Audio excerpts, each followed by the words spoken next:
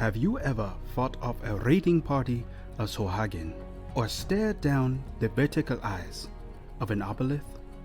If not, then likely you have never met the mighty Tritons, the proud protectors of the deepest sea of Domaris. My tribe, the Nalos, were the first of their kind to leave the elemental plane of water to fight against the aquatic monstrosities here on the prime material plane. My name is Proximus Midnight, Knight of the Mid-Seas. The Midnight Order are sworn defenders of the oceans, protecting the surface from what lies beneath. Recently, I have been chosen by my kingdom to become the 56th Royal Arbiter of Ula Saltsmile, the great Queen Mother of the Nalos.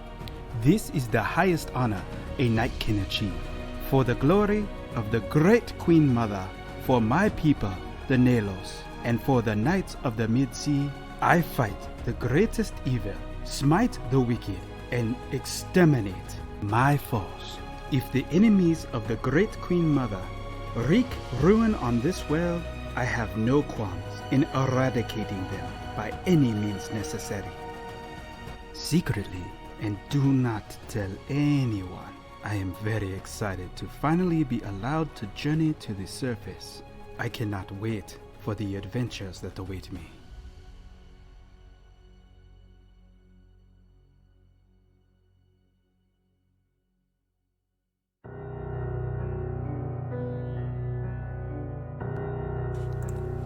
To those of Domaris, the merfolk who live under the waves are just like those who breathe air. Most see them as a sign of good luck and fortune with their beauty and kindness.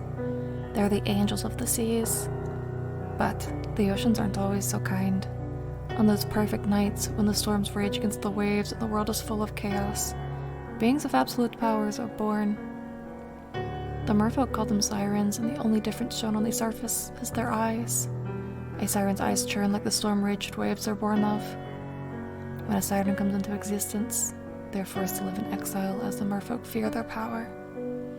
Scarlett Shores grew up not knowing love or family. Her only desire was to be desired. By anyone. It wasn't until being captured and hauled onto the ship where she met Eula's hot smile, a notorious sea hag, that Scarlett held a place in the world. With the pack sealed, Scarlett soon climbed her way through the ranks, quickly becoming the sea hag's favorite. It was no secret to anyone in the Hags League. Though, Scarlett keeps plenty of secrets and will often trade for them. So, tread carefully and always keep your eyes on me. If you don't, I may very well take them. Talk back, and your tongue will be mine too.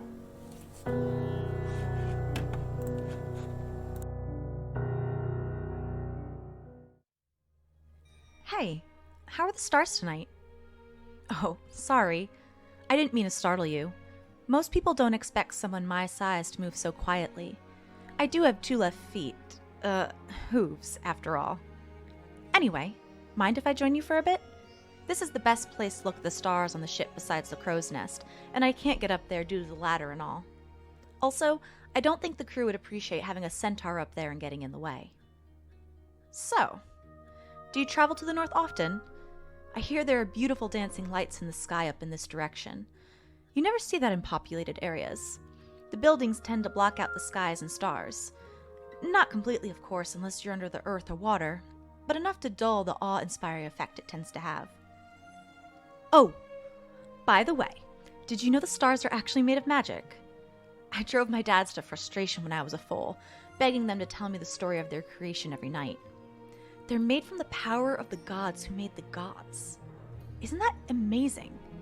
Some people think they just left or were killed, leaving nothing behind. But I think it's much more interesting to believe that their sprinkled essence in that black blanket of a sky continues to observe this flooded world. And then, when a star falls, a bit of that power finds its way to Domaris. Sorry, I didn't mean to go all romantic on you. Oh, my name? Don't you worry about it. We won't be seeing each other again. And if we do, I'll try not to startle you next time, but no promises.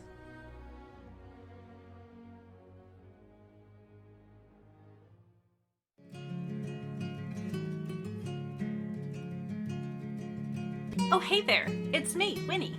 Nobody calls me Benorit except me mums, and if you were one of them, I wouldn't need to introduce myself. Well, and Eula does, I guess.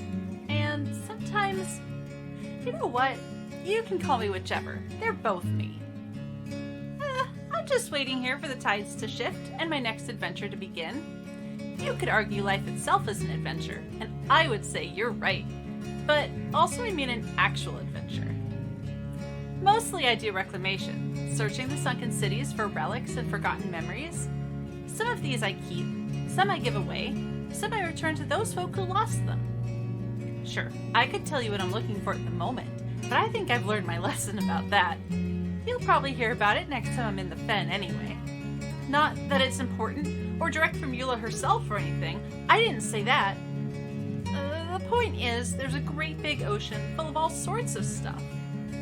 Some of it has sharp teeth, and worse, maybe, but the good stuff?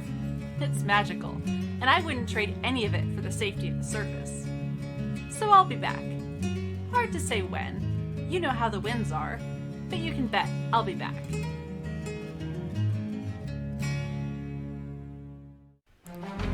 Waves crash on the beach of an endless sea. You hear a voice you have heard so many times before. The horizon. She calls to you. She sings of endless wonders and innumerable horrors, of hopeful promises and dire warnings. And you feel her song. It was always there. Listen. Do you hear it? The wind is in your favor. The tide is rising. The sea is yours for the taking, and your ship awaits. Fair winds and following seas, brave mariner. May fortune find you when the horizon calls.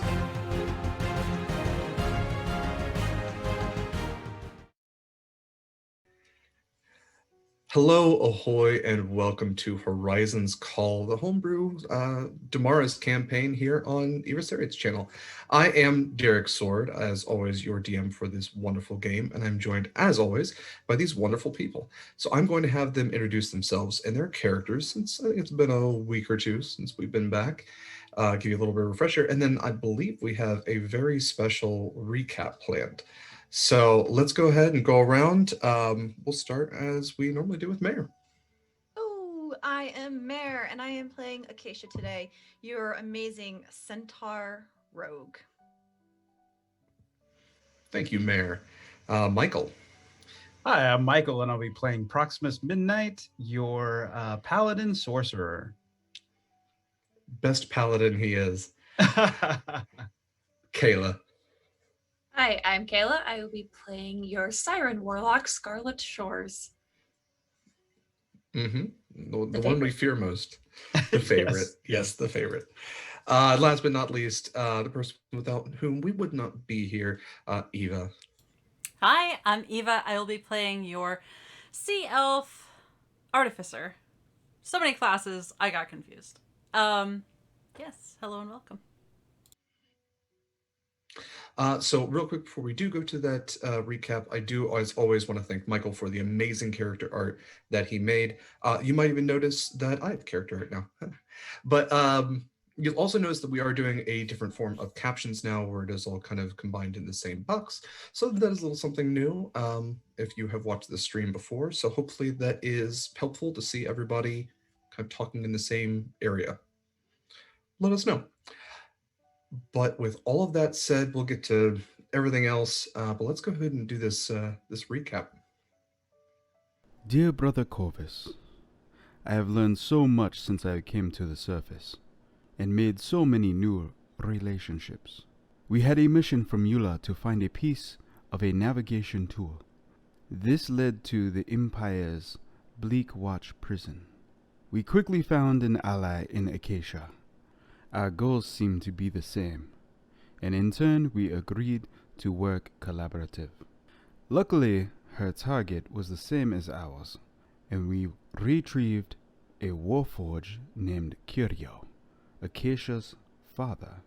You and I are new to this idea, but it seems to be so common here on the surface. After demolishing the prison, we took a reward and acquired a warforged titan. We returned to the small fishing village of Vidar. I feel a bond with the chieftain, Thramnir. I think he likes me, and he understands the surface much more than I. He is wise, and I truly think that he is the first person who has ever been upfront with me. The others hide meanings and speak in vague languages, almost like a code that I do not understand. Yet he does not speak to me in a condescending manner. While he was consoling me, Wynni got a ride on an armored polar bear named Scotty. This was fun to watch. We joined the rest of the group back at the village to discuss what we really needed. Acacia told us of an ancient mythology tied to an item that makes gods. We are sure that this is what our mission truly is. The navigation tool should take us to the Elder Shards. Acacia agreed to assist us in finding the artifact with the help of the last piece of the navigation tool, called an astrolabe. While back on the ship, we all went our separate ways. Wynni brokered a deal between Thramnir to trade the Titan for supplies. Much of the crew were busy with the resupply, but I met with Captain Callisto. She is explaining to me my new powers from the Shadowfell. Wynni and Acacia assembled the pieces of the astrolabe and attempted to read the navigation tool when we suddenly were interrupted. A beast called the Morkoth climbed aboard and attempted to take the astrolabe. It grabbed Wynni with the astrolabe in her hand with its tentacles. We all leapt into action. This is the first time that we all acted like a team instead of individuals. Acacia hacked a tentacle off and almost killed the beast. It was quite impressive. Wynni was able to free herself with her gaseous form, and we killed the monster. I miss you, Corvus. There is not a day that goes by that I do not think of you, brother. I have learned so much, but there are a few things I need to know. And of all the people that I have met on the surface, only one knows all of the truths. And I will get those truths.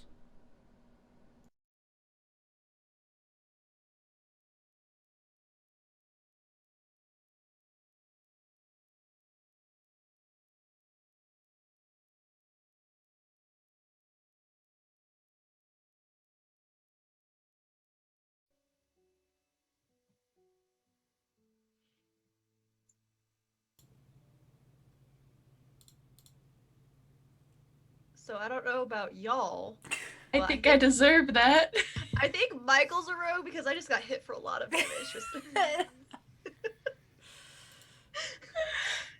That was so good. Well, thanks for joining us for Horizon's Call, everybody. There's no way I can possibly top that. Yeah, game's over. Sorry. Bye. Actually, that's a total lie. I could absolutely top that. No, Mikyl, that was incredible. That was amazing. Thank you so much. So again, thank you to Mikyl for doing our character art. Thank you, Mikyl, for taking the time to do an animated recap like that. That is amazing. That was absolutely phenomenal. So thank you so very, very much. So yeah, that's a pretty damn good recap. The only thing now is to, I guess, tell you about how you, the audience member, can support the game. So we had our charity month last month. We really appreciate all the money that you helped us raise. We are taking a little break from that just to get back to the rigmarole of just supporting the channel. So all that said, if you want to participate in this game as an audience member, there are a number of ways you can do so. For the equivalence of $5, which is a sub, or also 500 bits, you can grant an advantage. The equivalence of $10 is a crit. Group advantage is 25. Group crits are 50. And then also for a direct donation of $30, you can add a complication, which we call a black spot. And that is something introduced to the story, which can add a barrier of sorts to the party. Not, it's nothing like character death or anything like that, but just an extra little complication that I get to rule as the DM. So if you like being that kind of a person, please do. $30 direct donation. Thank you. Okay, well, without any further ado, let's do this. We will pick up as the camera kind of zooms down onto the innocents. It is 2 weeks after the Morkoth attack. Your trip to Dynisi will take 7 weeks. You still do have 5 weeks ahead of you. It is a clear day. It's nearing about midday at this point, so the sun is getting to its highest point in the sky. Clear blue skies, some clouds, just open ocean on all sides, and the Innocent seems to be moving pretty steadily at a pretty good pace. What are all of you doing on the ship?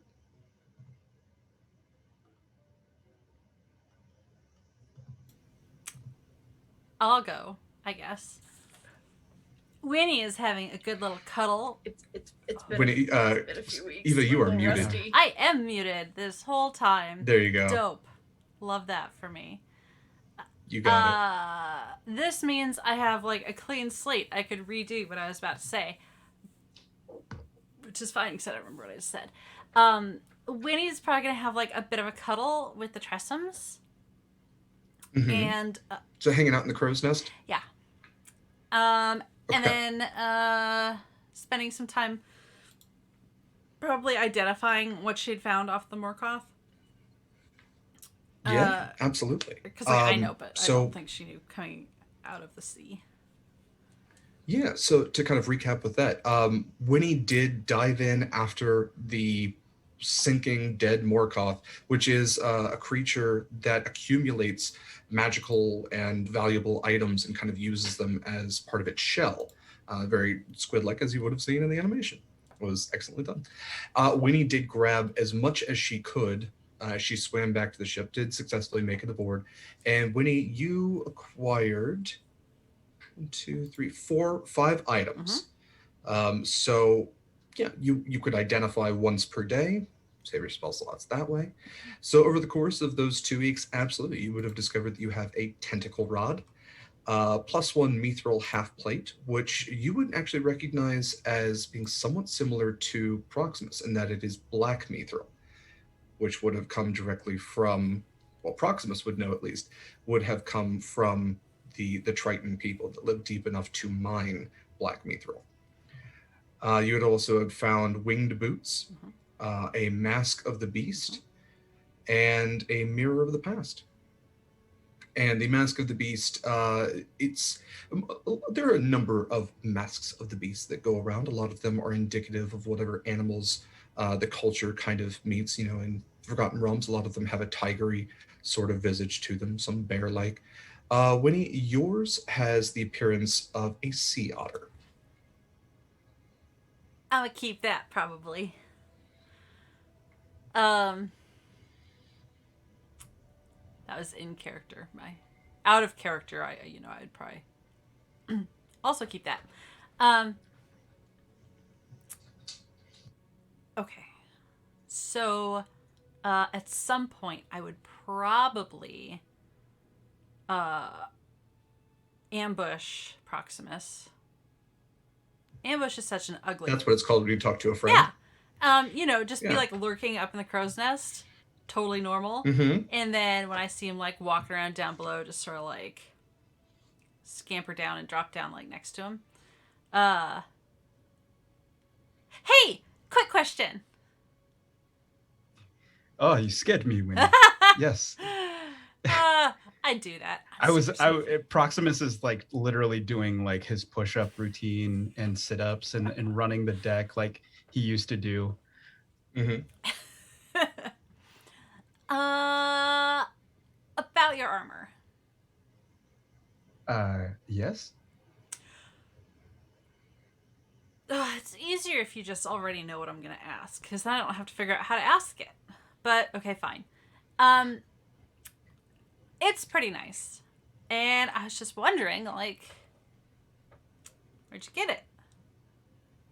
This sounds like I'm trying to rob you. I'm not trying to rob you. Do you want to try it on? Could I?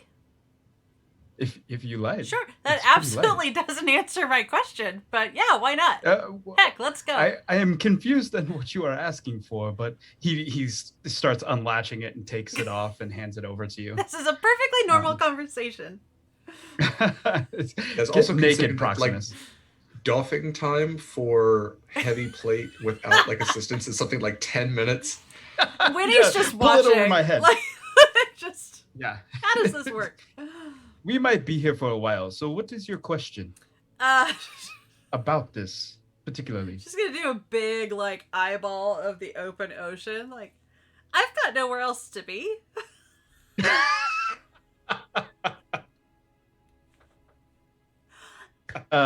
So 10 minutes later.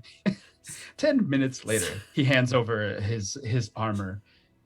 As soon as she's got it in her hand, because just 10 minutes would have been full of, like, general chit chat, I think, completely not on the track of the armor. He just gives you the upper half, though. Yeah, fair enough. Yeah. Yeah, just bare-chested Triton. Yeah, exactly. Gills out, baby.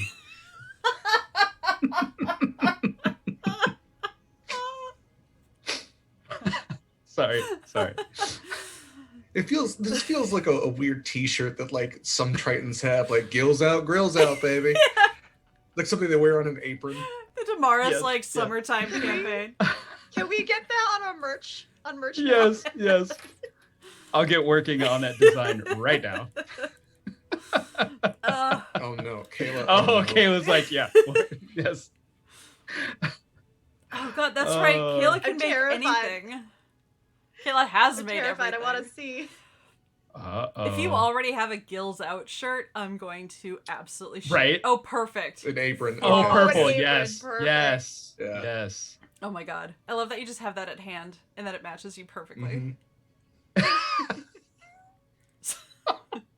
I can just see Yes. Scarlett in this It's an apron, apron. like arms crossed, not amused. Yeah. Have yeah. it for reasons.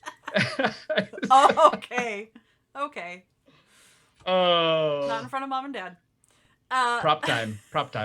Sorry, Mom. Sorry, Dad. So I think, like, as soon as he hands it over, she's gonna lift it, like, test the weight, Mhm. mentally calculating, and then just, okay, so, like, I have a set of armor kind of like this, so I was really just, Like this one. yeah, like this one. I mean, I guess you probably didn't need to take it off for me to tell you that, but I wasn't gonna stop you. It is okay. The black mithril armor only comes from my people. The deepest caverns that are mined for this metal particularly. I have some bad news. Yes. I found some on the Morkoth. I don't think Yeah. one of your people made it. Well, this has Or been they lost it. Which is probably not good either. unlikely that our warrior culture will lose something of that much value. Hey, I'm not here to Uh, judge. But most of the time, this has been used for centuries. So this could be one of the ancient warriors that we have from the Midnight's Order. Interesting.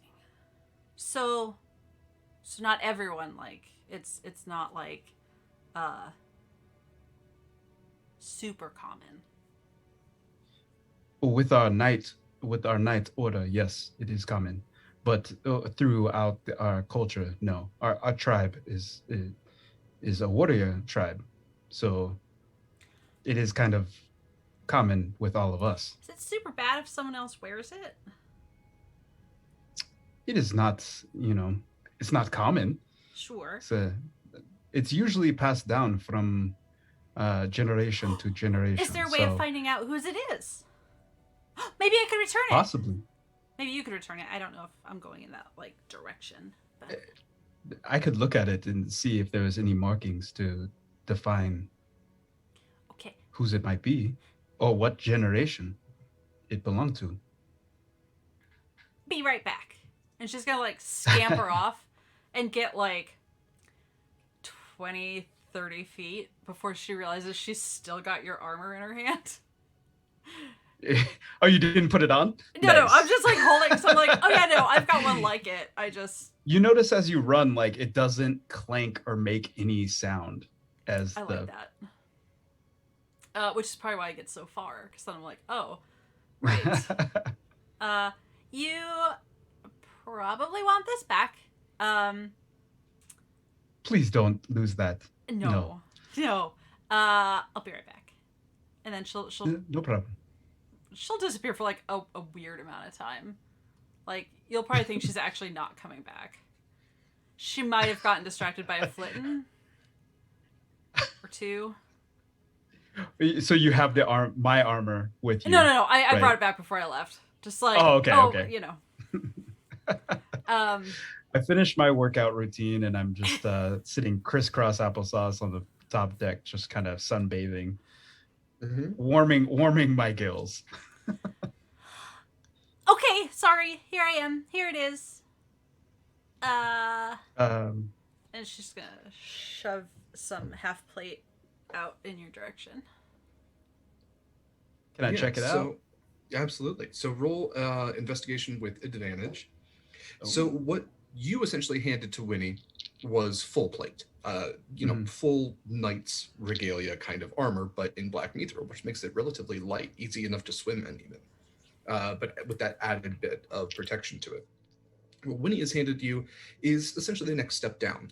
Has breastplate, pauldrons, greaves, and gauntlets, but it doesn't offer the extra protection to like the thigh area or the upper arms. There's no gorget even.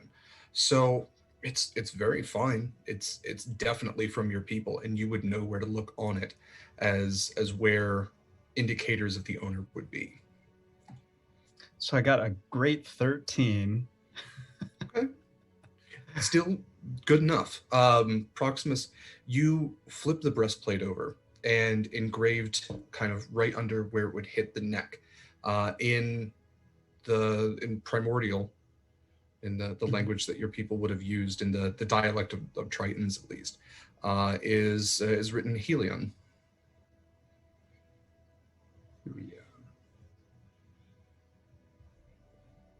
And would I know? I'm going to say that there's probably enough Tritons that you probably knew a few Helions, and as far as you're aware, they're all still alive. Okay. Wynni, I will say that this armor, I mean, granted, you're a warrior culture, if it works, why fix it kind of thing. But this armor definitely does have, there are pieces of it which are not contemporary, that have been kind of added to. So this does seem like maybe in the past couple 100 years, someone would have used this, but this isn't what the Tritons are using now. This probably came off of someone from a couple of centuries ago, maybe. This is not common.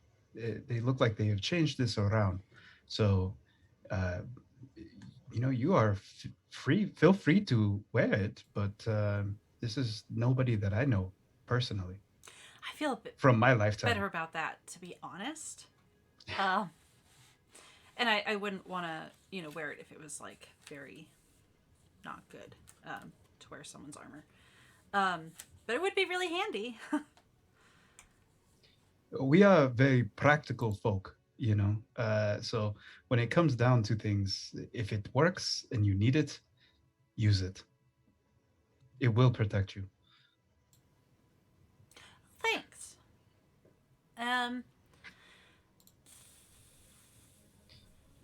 Wynni, can I ask you a question? You kind of just did, but sure, you can ask me another. I would like to ask you another question and another question and another question. We could do this all night. You said to me when I asked you about Jeffrey, not your Jeffrey, but the Jeffrey that harmed you, the real Jeffrey. He's gonna rub her side. Yeah. Just checking to make sure. You said that not everyone is bad, and sometimes people act in ways that they're not used to, or they don't have any control, and that we have to be the ones to control ourselves and show empathy. But we did not do that at the prison. And we killed a lot of people that were only doing their job. why is this okay, but you screamed out at me to stop and not kill Jeffrey when he was harming you. They were not harming us yet. I know that we are not perfect people, but I don't see the difference here.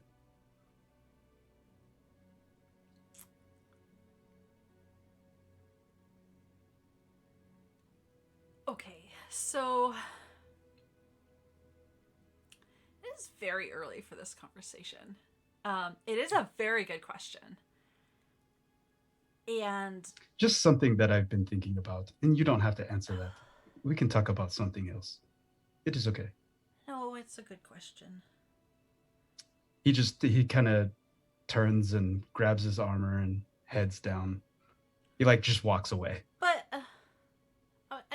It's okay. It's okay, Wynni. Don't worry about it.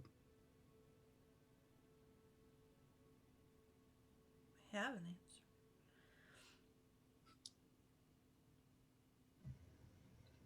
Acacia, what are you doing aboard the Innocents in these couple of weeks? Definitely a lot of antsy pacing, as Mhm. we've got many weeks ahead of us. More or less keeping to myself and Curio. And at night, I would like to futz around with the astrolabe. Okay, I'm not being super personable unless people are being personable with me. that's fair. Yeah, and most of the crew definitely just keeps to their duties. You know, and at night, a lot of them will kind of play some music, and on certain nights of the week, there will be food and drink, and cutting loose a little bit. But definitely because the ship isn't just idling, because you have been from place to place and you have a destination, the ship is definitely trying to keep steady along that path. Go ahead and roll me an Arcana check for messing with the astrolabe. Okay.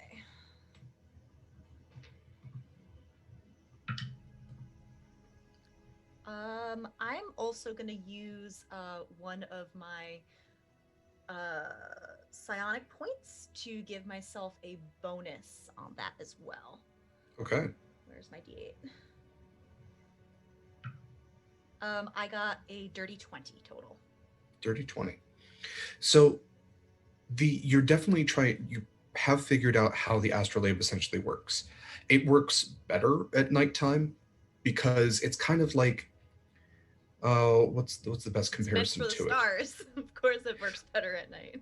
Well, even when you hold it up to like the daytime sky, you can still see that very vibrant kaleidoscopic image of the night sky as it would appear. But kind of pulling the astrolabe down, it's like getting like hit in the eye with a flashlight, essentially, every single time. So you kind of get the idea, like, okay, Nope. only at night, maybe that's better. But yeah, you're starting to, as you're watching the night sky night after night, piece together where the ancient constellations are. You're starting to make the connection. And what you realize is that not all of the points that you see in the sky through the astrolabe are necessarily stars. That some of the points that you can see through the astrolabe are not there when you take the astrolabe away. It is showing you stars, and it is showing you something else as well. Potentially what else is up there with the stars. And with the 20, I would say you would reason that those are shards. I am going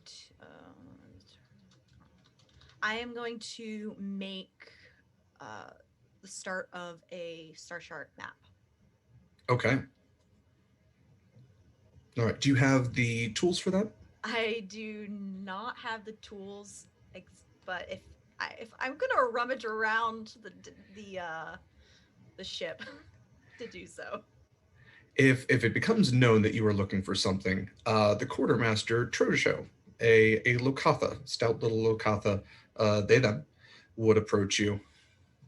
Are they looking for navigators tools, calligraphy? Something I can use to chart the sky, if you have it. Yeah, I've got something like that. And they'll disappear for a little bit and kind of come back with like their little fishy arms, just full of a whole bunch of different scrolls, and those kind of like handed over to you. There's mapping tools for doing your traditional charts, but if you swear them out properly, should work. I think I could figure it out. Thank you. Let us know if you need anything else. Does your friend need any more nets? Who? Wynni? The talkative one. I don't know. I haven't asked. Mm. Does she have a thing with nets? She asked for nets one time, and sometimes people want more things. Anyway, it's fine. Let us know if you need anything else, and I will add it to your ship's tab. Scarlett will take care of it. Noted. And then, and then over the course of a couple weeks, I'll take my time because I am not trained with tools. If I would talk to Curio, see if he can help me. Trying to be a little independent, but I don't know how to use them, so. Yeah, honey, I've never done star charts myself either, but Okay. I mean, from what I can tell, you're doing great. I think I do everything great. I don't need. Well, no, but I also am trying to be here and I'm trying to be supportive. It's just like, you remember the first time you threw a knife and it almost hit your other dad. I just that wasn't as great, but you almost killed somebody. Hey. Yeah, not the right person, but still, no, you're right. I think you're doing great. I don't have a ton of experience with this either. I think the best way you want to think about it is you're looking at a dome and you're trying to make it flat. So just try to think about spreading things out. It's just shapes. It is. So I will just take my time. It's going to take us 7 weeks to get there, so I have plenty of time. If nothing else, you might even want to ask for help on navigating by the stars. That might help you figure out what you're looking for and what the extra stuff is. I'll cross that bridge when we get to it. But yeah, And you'll see me staying up late at night, basically. Futzing around on deck. Scarlett. Last we heard, Scarlett was not leaving her cabin. You don't see a lot of from Scarlett. She's usually rocking around the ship, making her presence known, but she has tried to make herself very small. Is Scarlett eating and sleeping? She doesn't need to sleep. It's true. Okay, Due to good point. her warlock pack, she doesn't need to sleep. So she is eating very minimal, but she will do it when everybody else is asleep. And it can go unnoticed. I like to think that since it was sort of part of his original purpose, little Jeffrey would bring little the world's weirdest room service. He would just bring little trays and leave them outside the door every once in a while. Yeah, Scarlett, from time to time, you hear the roller skates of a wereshark approaching your door, and then just the tiniest ting, ting, ting, as its little metal hand hits. And then just very softly from the other side of the door, you just hear, "Jawsome!" And it just...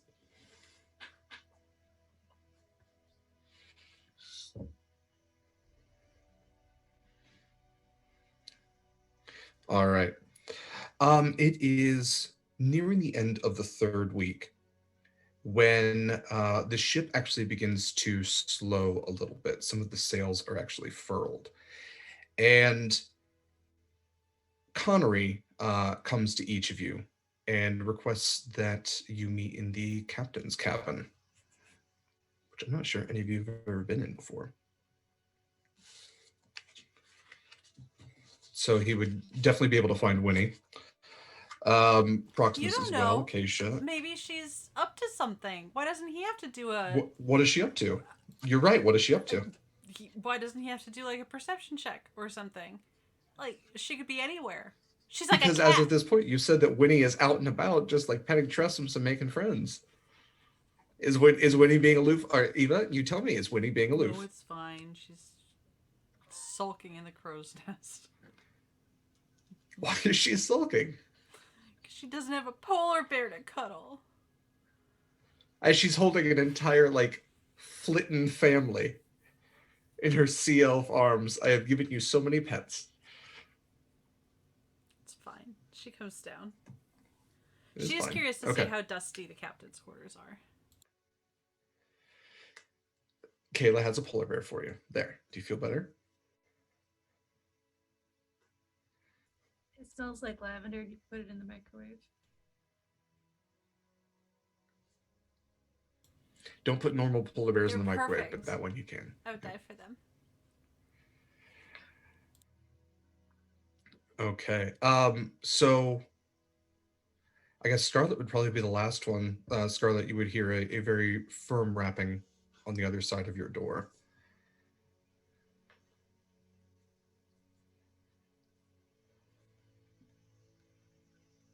Couldn't hear you. There we go. Try that one more time. I would open the door just a little bit. There we go. Crack it open. Yeah. Connery, massive Leonin on the other side. Very neutral face to the kind of stern or even angry look that you're used to. Miss, the captain has requested your presence.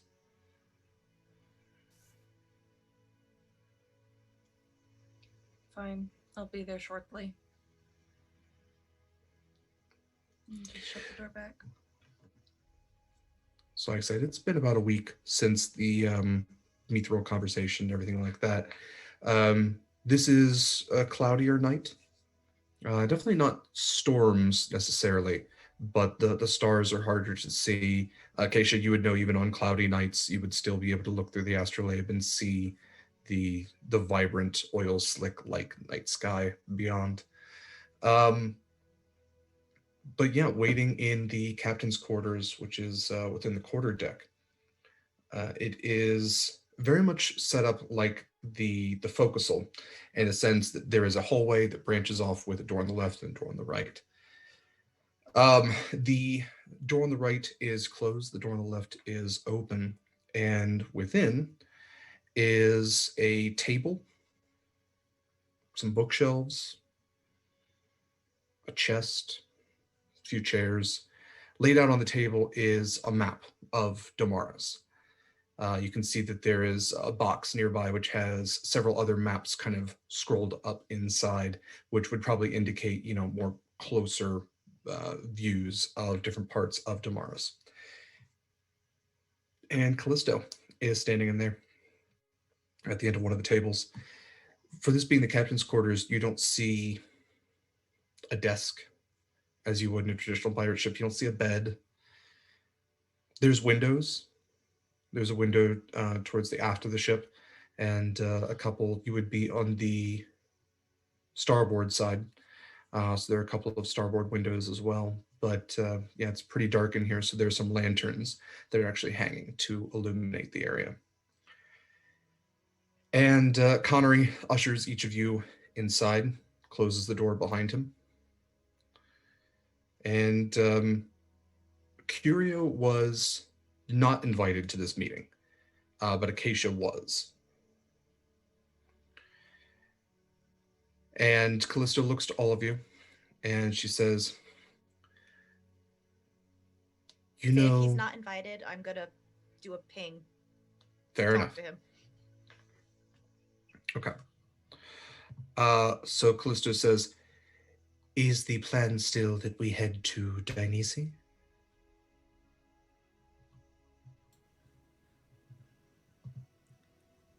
Something that would have changed the plan? Just trying to make sure we have a decision to make And I'm not sure I'm necessarily the one in charge of this ship anymore. I think you all have more than earned that right to make decisions on this ship as well as I have. Dynisi does make sense. There are few truly great libraries in Domaris left, and fewer still that would contain the knowledge that you're looking for, and even fewer still that are not under Imperial control. So yes, the closest option is Dynisi, but we have a problem. And she indicates on the map where you're sailing south. You're going to be sailing around the island of Neshra. And she indicates that on the eastern side of Neshra, this gets us into Imperial lands. Neshra is one of the border islands. We would be sailing way too close to Validus, which is, you would all know, is the main Imperial land. It was formerly mountains that actually survived when the waters rose. So it's a long strip, like a mountain range essentially, that is now inhabited and is a big reason why the why the Nerian Empire has so much power, is they have so much land. We sail it into the Valadian lands, or into the Valadian waters, to the Nerian waters. Not even our pirate flag would be able to help us. But the problem is, if we sail to the west around Neshra, we're getting into some iffy waters there as well. And unless we want to take an extra 2 weeks and add them to our voyage to sail even further around the next island south, Thanir, we're going to need to make a deal of sorts. Do any of you know about dragon turtles? Oh, they're ever so nice. And big. Excuse me? Is definitely not what I've come across in my past. Wynni thinks everything's nice. Pardon her.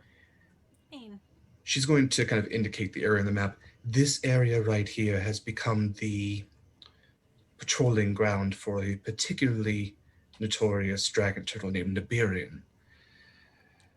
Neberian is a delight and a joy. I'm sorry. What? I mean, I haven't seen him in forever. You know him too, Wynni? Wynni knows everybody. Wait, two? Do you know him? Well, no, not I, but she knows everyone. I do know a lot of people, that's true. And you know a dragon turtle. I mean, yeah? Do you not? Wynni, how do you know a dragon turtle? We met. We bumped into each other. Not literally. It's really hard to miss him in the water. But, Wynni, Neberian asks 5,000 to 10,000 gold for every ship that passes through their area. Wouldn't you? They have sunk countless Imperial ships. That's good. They have essentially stopped the Imperials from expanding past Neshra. She's you know Neberian? Neberian? Not looking at Proximus when she says that's good. Yeah, I mean, I think there's only the one.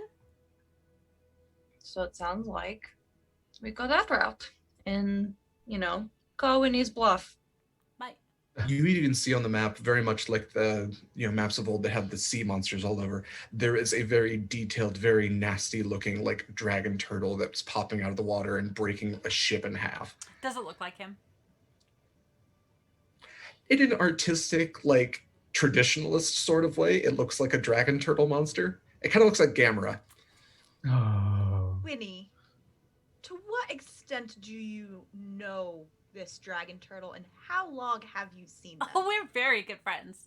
But everyone thinks you're good friends. How long did you talk to each other and know each other for? That's a super good question. I'm very glad you asked. I'd say a few years at least, right? Yeah. Yep. That's what you said. You said that Neberian and you were friends for a few years. Back when they were probably much, much smaller. Yes. But, how much You can were- someone change in a few years? A lot. Well, and I've seen them since then, since like we met, obviously. Like, what's the Are we worst that can talking happen? about like an? Are we talking about like an ancient turtle dragon? No, I mean, time's relative, right? He's older than me. How big is he? Much bigger than me. But he would recognize you. I assume so. Okay. How much bigger than the ship is he? He's bigger. He's like a lot bigger. More to hug. Sure. I guess we go that way. We test our luck. If he makes us pay, we pay. Can you pay? I mean, we should offer him something. It is his waters. It's rude not to. I'll do whatever I need to do to not lose this ship. Okay, but can you pay 5,000 to 10,000? Figure it out. Scarlett has 69,000 gold. Scarlett does have 69,000 gold. Proximus has 6,900. It's 6,900, yeah. Is it 6,900. Minus the 6,900? couple, Okay. you did pay for the entire. I did pay.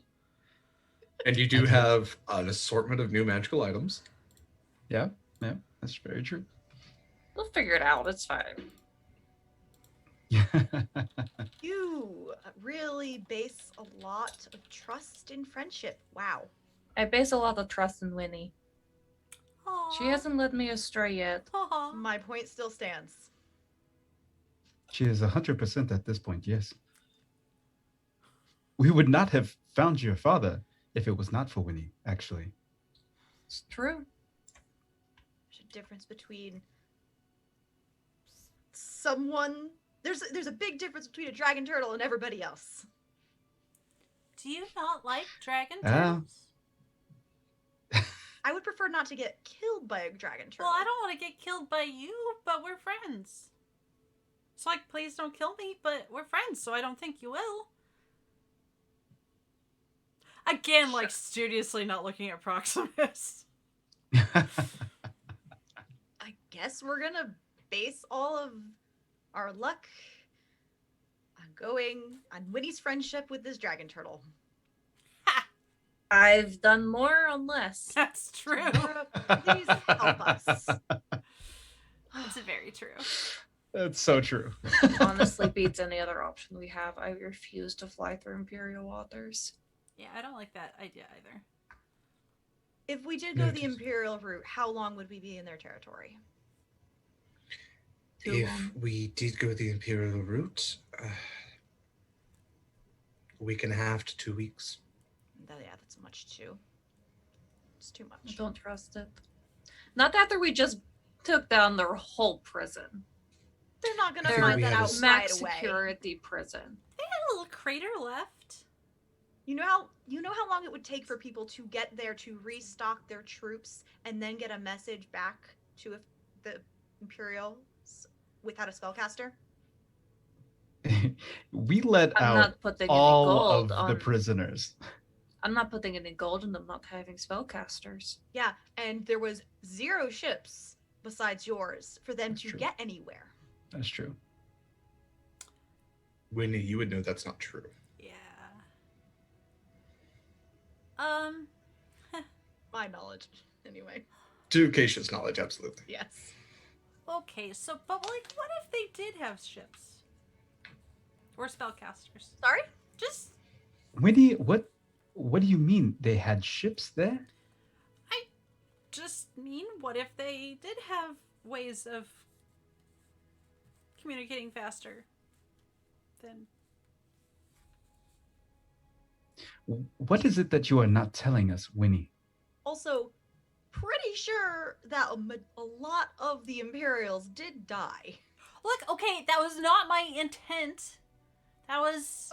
Okay, I don't really care about intent. I'm just stating facts right now. But like, if only the prisoners got out, do you really think most of them are going to go running back to Imperial lands to get thrown back in prison? They weren't the smartest, and we are talking about the lowest hanging fruit, right? So they aren't that smart, all of them. Some of them, yes. There are a lot of braggadocious criminals, right, Scarlett? Regardless, Callisto, it does sound like we are going to be going the route of the dragon turtle. Noted. We can argue about logistics with the Imperials and prisoners later. If we survive the dragon turtle, then yes, you will have later. So I think we'll be fine. later then. I believe in Wynni. You have not let us down so far. Hey, thanks. I won't do so in the next 2 weeks either, probably. Callisto moves to exit the room, and if you were to follow her as she exits to the main deck of the ship, she waves a hand, and as she does, the sails unfurl once again and catch wind and continue moving, and she goes back to her post at the wheel. God, she's so cool. She really is. She really Back. is. Okay, if you promise not to use them on Neberian unless, like, something goes super sideways, I might have some presents for you all. If you want presents. If you want to just, like, go back to sulking in your room, that's fine too, I suppose. I won't say no. I didn't think so. I don't plan on trying to piss a very large, gigantic dragon turtle, so I know I will not I don't win. know if he's technically gigantic. What's larger than gigantic? It doesn't matter. Colossal. Oh, probably not colossal. What does Wynni care? They're friends. Okay. So, hang on. I have to go get my stuff because I didn't really think about this ahead of time. She's gonna disappear for like 5 to 10 minutes. This is what happens when I give you like weeks on a ship. You're like, time has no meaning. Basically. Yes. Bold of you to exactly. assume time had meaning for Wynni anyway. Lots of inhaling. Yep. With Wynni. She's gonna come back with a bag and like 2 of the tressums, like the little flittins, like just like scampering all over her. And she'll be holding like the 3rd, like with its paws over her arm, just like a little sack of flour. Which flint did you leave behind? Well, there's some other. Okay. I'm just saying, which flint aren't you showing love to? Just need to note that down. That's what took me so long, is I was loving that one up, and then I collected the others to come up on deck. It wanted to stay with. Look. Noted. Wow. Okay. I didn't really think y'all would still be here. Thank you for waiting. I have gathered you all here today. Okay, I didn't. Connolly did. But, okay, these are for you, Proximus. She's gonna hand you a pair of boots. Because, like, you've done really well on land, and I think it would be useful if you had a little more, like, vertical motion. Oh, okay. Or something. So Proximus, you are handed boots that have some metal elements into them, but they are a very fine leather. And coming out of where the ankle is on both of them are what seem to be metallic wings, but actually as you kind of brush your hand against it, it seems to almost feel like feathers. They're very like Namor the Submariner sort very of. stylish. Yes. Very Hermes-esque even. And you've been given winged boots, so you may add those to your inventory. Has Proximus ever worn shoes before? Never. Thank you very Very much, Wynni. And he kind of looks at them inside and. Yeah. Uh, Just on your feet. Just buckle them right up. They'll be fine. I'll It's an entity probably with need webbed help toes. with these. Yes. Yes. Maybe we can like. At least they're not those toe sandals that yeah. Proximus wouldn't be able to wear those. This stream not sponsored by Vibram. Gonna burn that bridge right here and there. Yeah. Thank you very much, Wynni. I appreciate this. Yeah. I'll put these to use. I hope so. Acacia. This gave me a little bit of a headache, so like be careful. And she's gonna hand you a mirror that has like a little it clearly didn't come with it, but like a bag has been fashioned around the, what do you call that? The head of the mirror? The mirror type part of the mirror. The looking glass. Thank you. Yeah, it could come in handy. It could be interesting. It could help you fix your hair. I don't know. Your hair's fine. Your hair's fine. It doesn't need fixing. That's not what I meant. I don't care about hair, but what does this do? Well, it is a mirror of the past, so it can sort of help you, like, see things as they were. Thank you. Right? That's a reasonable description of it. Yeah? Sure. Yeah. Yes. Let me pull up the exact ruling on Mirror of the Past, but yes. I'm trying to like describe Acacia, it as like Wynni would, but I also I don't want to lie about any of this. Yeah. So Mary, you can add Mirror of the Past to Acacia's inventory, and while that pulls up here, Wynni, what is your next gift? Scarlett, this is some weird shit, and it seemed kind of up your alley. I'm going to ignore that comment. Please do. Here, it's just gonna hold out this rod that has a tentacle on the end of it. I think we determined. Wynni. Magic stuff. Magic tentacles. Oh, it sounds worse when I say it out loud. Sure does. Wynni. Oh, no.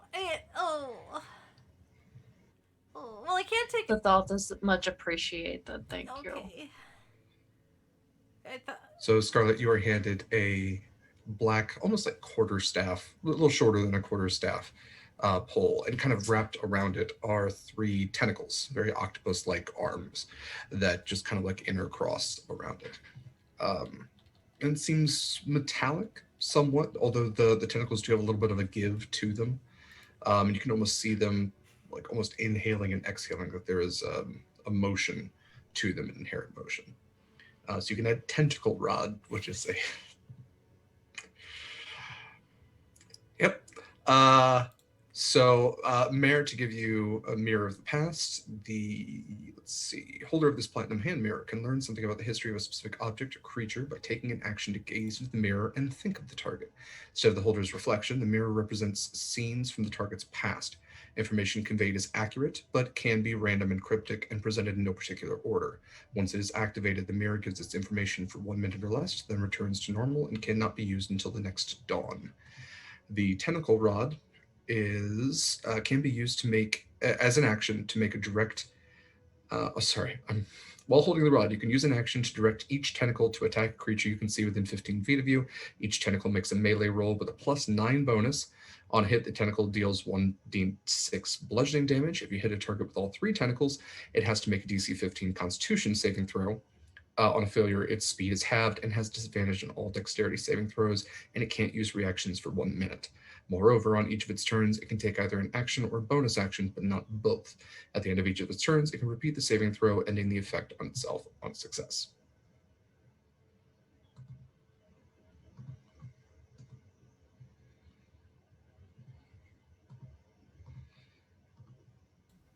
All right. Wynni, this is very generous. Oh! You didn't have to share this with any of us. No, but, I mean... really didn't ever want to look at that tentacle rod again.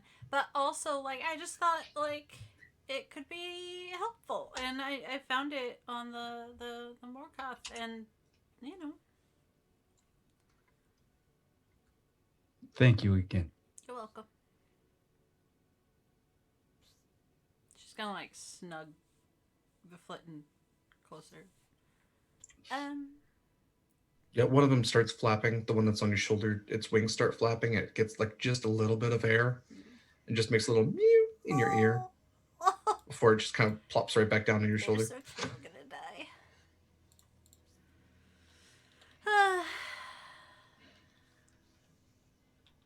Okay, I'm gonna go play with the Tressums. I don't. So it is a few more days before you get to Neberian's territory. Are any of you doing anything before you meet the dragon turtle? Yes, Acacia. That mirror on the astrolabe, please. Okay. All right. So I literally just closed the page. Okay. You don't have to roll anything. You just get, you get stuff from the past. It doesn't say anything about rolling, so. So, what you get about the astrolabe, again, disjointed, random, potentially cryptic. You can see a void. You can see hands that are not human and don't really match any being or species that you would know. And you can see them carving in the symbols around the rings of the astrolabe, finally crafting it. You see the calamity. You see the waters rising in tidal waves that crush the entire earth, and you can see the pieces shattered and spread across the world. And as you're kind of looking at the astrolabe itself, you get 3 different images kind of broken across the mirror as the 3 pieces are taken from being to being, person to person. You can see that at one time a Morgoth did have one of the pieces. You can see that that is the same piece that eventually fell into your hands and even Ogden's hands and then returned to you. You can see the piece that Wynni found and was given. You can see that that one doesn't have a lot. A lot of that one is kind of held in darkness, and you kind of get from maybe Winnie's story that that was the box it was kept in. It didn't have a lot of movement. And then that third piece, you can see it passing from hand to hand, marketplace to marketplace. For a while, it was worn around the neck of a notorious pirate as just jewelry. Before that pirate, you can see them dying. You can see them falling into the ocean. You can see it being claimed by Imperial hands, placed into a chest. You can see those Imperials then killed by Kuatoa, and that piece being recovered by your party members now. You can see it connects to the stars in a literal sense, that the pieces themselves may have been formed from the stars. And the way that you see that is, you can see as the first time that the astrolabe was whole, before it even was an astrolabe. It was a piece of something from beyond Domaris, because you are able to see from this piece's point of view your world. You look down on this massive blue sphere with clouds forming, and it ends. After I use it, I'm probably just going to spend a very, very long night on deck, looking out at the ocean and the sky. Sure.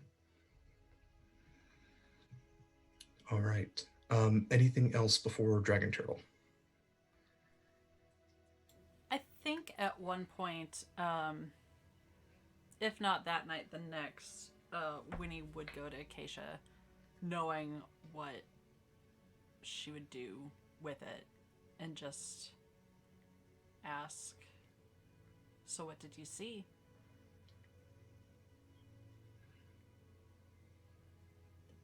The history of all the pieces, where it came from. I don't know what made it, but what created it. I think it's made out of star stuff. But essentially, it's history. This thing saw the flooding. It was around. It's very old, I believe that. But Did it it has a very long and rich history, really. did it cause the flooding? Unclear. But I don't think so. Interesting. But we already knew this, but it is connected to the sky and the everything up there. Do you want to look for yourself? Yeah. Yeah, okay. She'll look. And I'll hand over both. Okay. Wynni, again, the image starts with void. And the images start flashing more and more intensely. Whereas Acacia would have seen the more recent history, you were getting the ancient history. You were seeing this thing before there were humanoids. You see this thing being formed again from, as Acacia mentioned, star stuff, but also formed from the primordials themselves, the things that made Domaris a living planet, a planet to be lived on. You see images of the elders, and you can see that their hands are the ones that are carving these images, these symbols, into the astrolabe. You can't necessarily tell what this metal is. You know it did come from the sky and that the elders were the ones who were able to pluck it down and form it, and you don't know why it was formed. It doesn't really give you that. But you're able to see as the elders formed the world of Domaris, once a vibrant green land, not one that was covered in ocean. It had oceans, sure, but it was once a land that had habitable continents and vibrant cities. And you can even see as the first humanoids were brought to Domaris from the various other planes and existences that there are, and you can see the elders teaching them and giving them the tools to make a home and a life for themselves. And whereas Acacia's might have faded out, yours is a sudden end. One of fire, and there's no sound to it, but you know that the elders are screaming.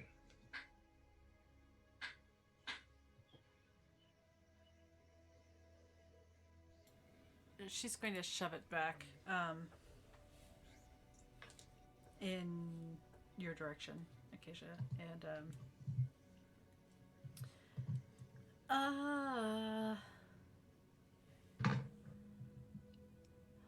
okay. Do you need some water? No, that was just generally unpleasant. Thank you. I saw a little of what you were talking about, but I also saw them, like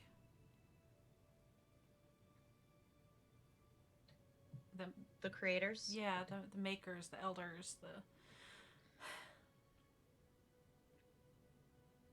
I do not think they had a good end. We don't know what actually happened, so... No, I would kind of like to think, something not awful.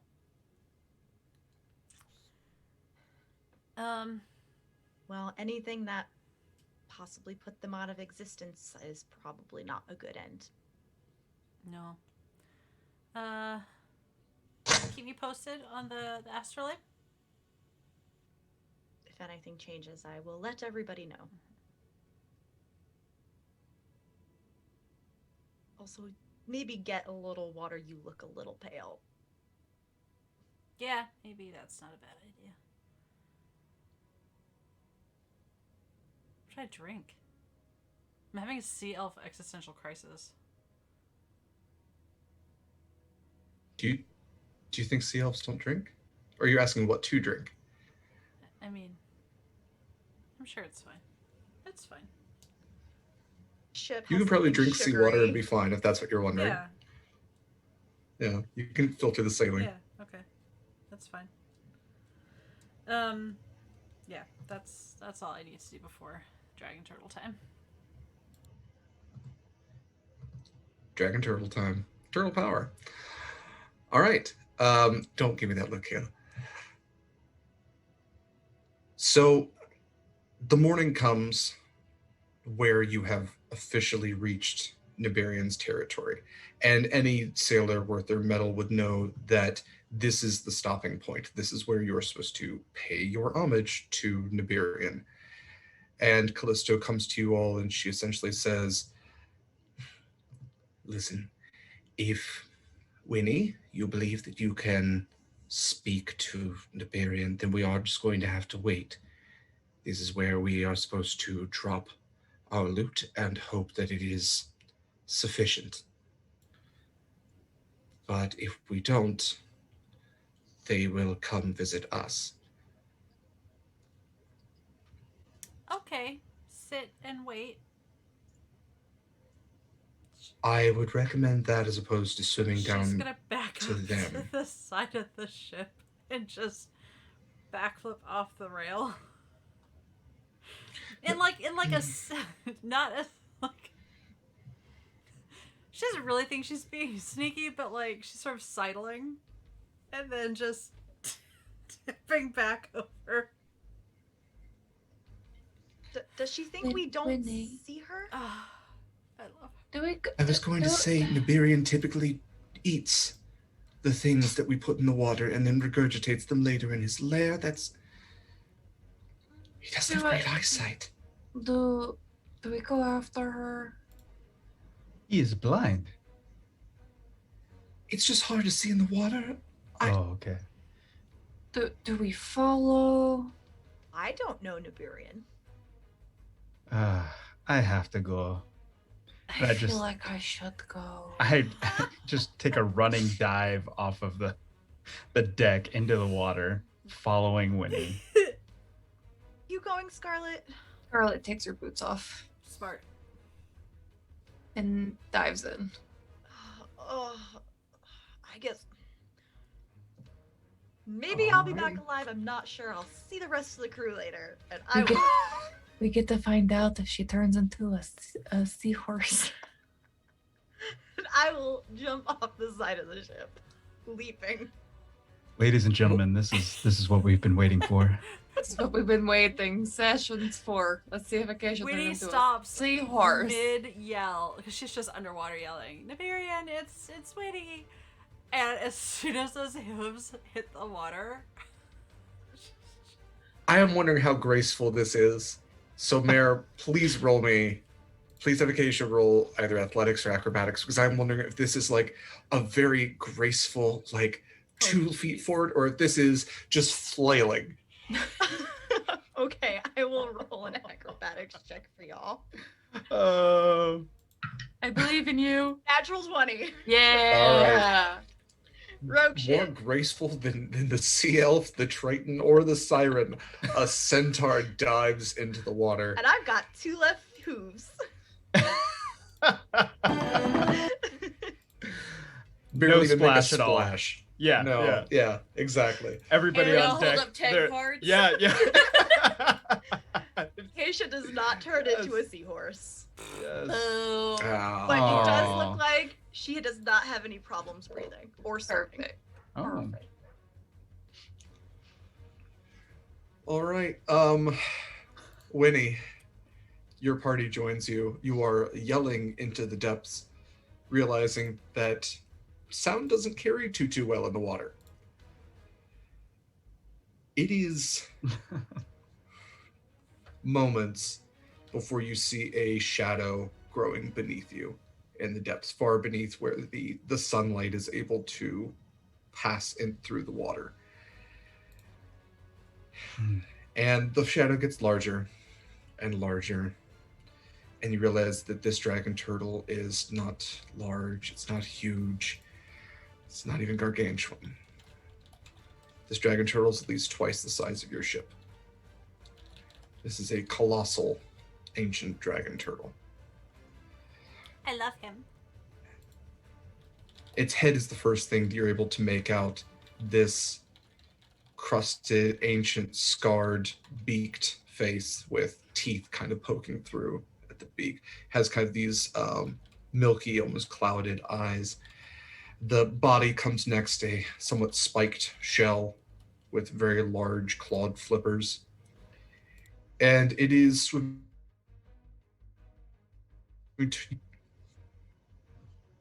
What would you all like to do? I mean, I would know if he didn't have very good vision. Like, I feel like we would have some sort of rapport and way of, like, identifying. So you're still just saying, like, Neberian, it's Wynni. Well, I mean, like, what system have we worked out in the past for him to know it's me? You tell me. What system have you worked out in the past, Eva? Do I have, like, a little, like, shell whistle or something? Or, like, a light or something? Like... You want a dragon turtle whistle? Like a yeah, dog I whistle? do. Oh actually. no, like the Appa whistle from Avatar. Oh yes, yes. Yes. I mean, sound doesn't travel like exceptionally well, but it still travels. Yeah. You're right. Does Wynni have like a secret handshake with this dragon turtle? Yeah, she does. They're friends. Okay. Well then, Wynni, maybe you swim up to give Neberian your secret handshake. I just imagine it being like the Finn Noggin from Finding Nemo with Mhm. Well, I Crash. feel like there's some sort of like, hey, I'm a friend coming up alongside you to give you the secret handshake noise. Or like identifying. I feel like it's rude and dangerous to just randomly touch someone, even if they're your friend. Like, if they don't know it's you. Wynni, you make your dolphin noise, which you are so very, very good at. But that wore off. And as you all basically watch as Wynni swims downwards into the open maw of this colossal dragon turtle, only for when she's mere feet away, the dragon turtle to kind of power back its fins and stop suddenly. And it kind of lurches a little bit. And in just like this reverberating, almost like whale song loud voice, you just hear, Winora? Hi! It's me! What are you doing here, Wynni? And it like puts out a fin to give you the secret handshake. I secret handshake that up. It's like surprisingly gentle. You all watch as a medium-sized sea elf does a secret handshake with a dragon turtle. There's a spin involved. It creates like a small kind of like whirlpool just for a second. This is the best day of my life. I'm here looking for you. Wynni, do you speak Draconic? I might. I don't. Okay, then this is an Aquan. Okay, that makes sense. So you would all be able to understand this. Wynni, I was going to eat you. What are you doing in my... It's been a while since... Yeah. But you didn't eat me, so thanks for that. Well, you know, fool me once. I did throw you up that time, so it doesn't count. Yeah, that, yeah, let's move on from that. I'm just translating for Acacia. I did not tell my friends about that part, so, maybe, like... You need to know that part, Scarlett. Oh, are these your friends? I thought they might be your offering. Hi, Wynni's friends. No, we have an offering. We'll Hello. get to that. The ship, also is with me. All right. Yes, they're very impressed Gotcha. with you, by the way. You've made quite a name for yourself. I'm out here. Neberian. This is Scarlett and Proximus and Acacia's the centaur. The one who's trotting water? Yeah. How's Acacia doing in the water, by the way? I'm fine. I don't seem to have any problem moving, though I do look confused as I do not speak Aquan. Cool. But he's gonna give you a thumbs up. No, but not like, don't like go up, because that's what that means. But like, yeah, oh, you're doing great. Okay. Yeah. Yeah, so we were wondering, if we could sort of, if you wouldn't mind, if we could come through your waters just for a little bit. We're on our way to an island. I'm sure that's fine. Dynisi? So close. Dynisi. Right, sure. Yeah, I mean, that's a while away. So you're all just passing through? Yeah, I mean, I'd love to stay and chat. I sort of feel like maybe someone would get mad at me. Definitely not looking at Scarlett. Our captain's a little on a timetable. I tap my wrist even though we don't have watches because that's where I keep my timetable. Oh, do you need... I mean, if you want to hang out a little bit, it's been a few years and I miss spending time with you. I could always tow all of you. I haven't had ships come through here in a while. If you all have some chains, I don't mind. That'd be amazing. I'm sure Trojo has something. They have like everything. Yeah, I'd love to catch up. You've been doing a lot, it sounds like. Keeping busy, you know how it is. Yeah. Oh, you. Well, hey, how about this? I tow you all to Dynisi, or at least close enough, and you all can just pay me then? Whatever you think is fair. Friend discount, you know how it is. Oh, that'd be ever so nice. Doesn't that sound amazing? She's gonna look at her teammates, who are no doubt thrilled. Sounds amazing. Proximus has 2 thumbs up. Do you need to surf? I think it'll be doable. Excellent. Okay. Do one of you want to go up and see if we have chains, and I'll just catch up with my friend a little bit. You thought he was gonna eat me, didn't you? You know what? I'll go up since I can't contribute to the conversation. I'll also go up. Yeah, I'll let them know what's going on. I'll go up just because, I mean, you guys want to hang out. I mean, you can hang out Nice too. to meet you. Always I nice guess. to have more friends. Neberian, it is very nice to meet you. We're going to head up topside. All right, Get then. everything ready. All right, goodbye. He has manners. Just gonna say that as an aside. Very nice. You're very good friends. So Acacia, Proximus, and Scarlett, you all make it back to the deck of the ship. Acacia, we're going to say that it's easy for you to do that because... It just takes more of my movement to climb, but I can technically climb.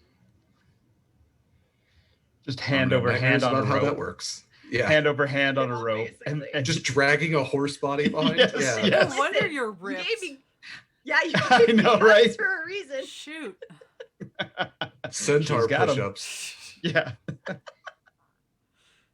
All right. You all make it to the deck of the ship. Callisto is there waiting for you, and she has a very stern look on her face. Well, it appears you all survived. Except for Wynni. She is now food for the dragon turtle. We sacrificed her, and we can get through just fine without her. Proximus, don't spread lies. I was just joking. Jokes don't settle well. Scarlett ruined it. Thank you. She's standing right behind me, isn't she? Damn it. Call back to episode 1. Well done. Yes. Good job. So, Wynni isn't... I mean, I was going to say I thought this might happen one of these days, but if she's not eaten, she's actually friends with Neberian? Mm-hmm. It turns out that they know each other. They have secret handshake and everything. He's going to help tow the ship. We need chains. Yeah. Very large, long chains. Strong chains. She snaps over to Trosho, and they go flopping to it. And yeah, before long, the like very very large kind of like navy ship chains are brought out, just whole lengths of them, and they are hooked to the sides of the ship to where the anchor point is. And Neberian is Wynni, you're an artificer. This shouldn't be too hard for you. You are able to pretty successfully make a ramshackle harness for Neberian. And he ready when you are. No time like the present. Indeed. So as you all go to take off to disembark, we'll say you furl the sails, because otherwise, the wind might catch the wrong way, and you're being pulled by. You essentially have the motor of a dragon turtle now. The Innocence pulled by the colossal by one dragon power. It's like a horsepower, but better. You continue south, and with that, we're going to go ahead and take our break. We will see you all in like 5 to 10. So hang around. We'll be right back.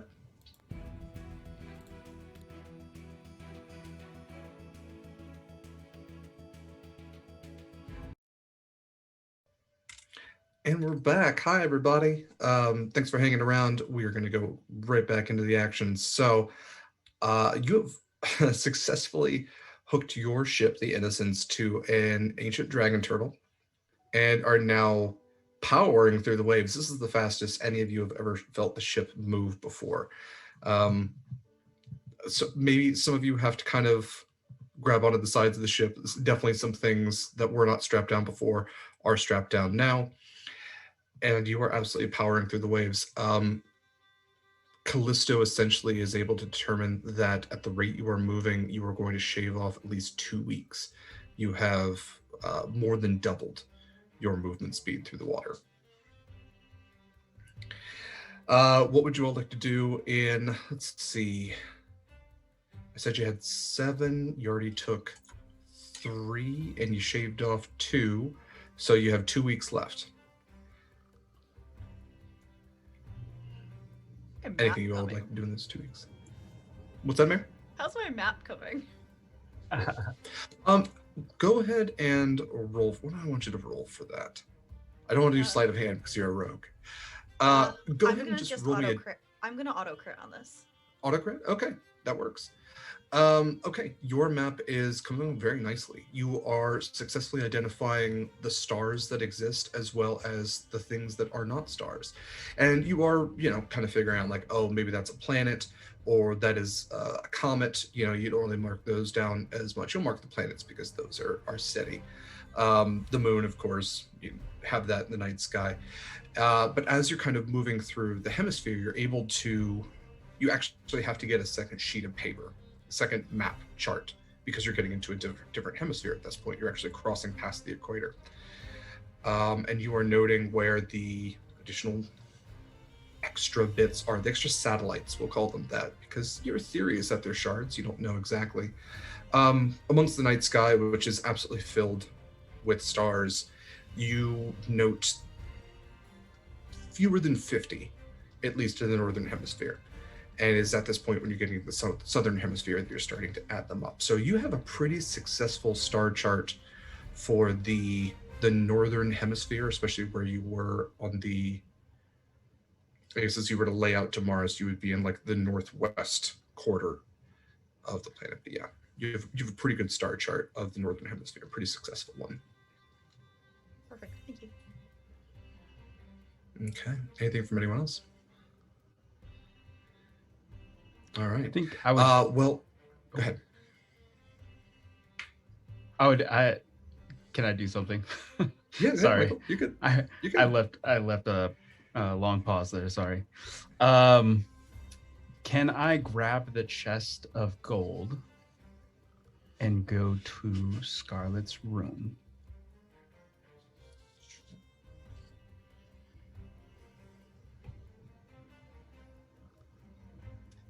And I'm going to knock on the door and wait.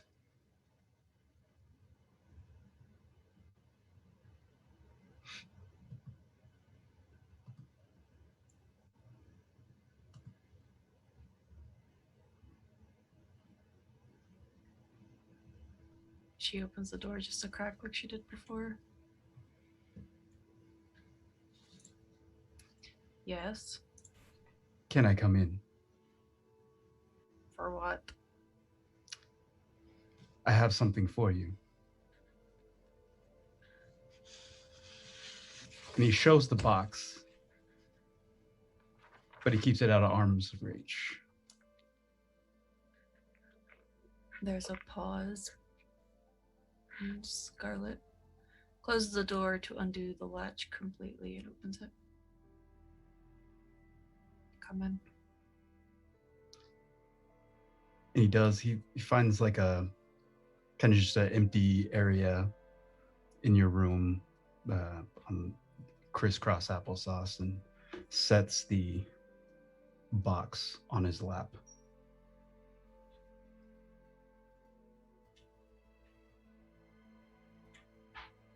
And he says, I know the Empire is not innocent, and I am not naive to think that we are either. As much as I want to believe that we had a reason at the prison, it did not feel right. And all of my life, I have been taught that the great Queen Mother is a righteous ruler, and that there is honor in her service. I have honed my body as a weapon, a vessel for her, a knight, her champion, as you like to call it. To the Tritons, she is a god. But I come to the surface to serve my god, and she gives me a mission of murder and thievery with criminals, pirates, undead, and sea witches for trinkets, money, power. Is this what everyone serves? Is this what their service is for? And he just throws the box and lets the gold just fly out. Well, first off, your Queen Mother that you hold to such high standards and whatnot is kind of a bitch. And she's not a good person, if you hadn't gathered that already. None of us are good people here, Corvus. Proximus. Why did you call me that name? I've had a similar conversation to this one.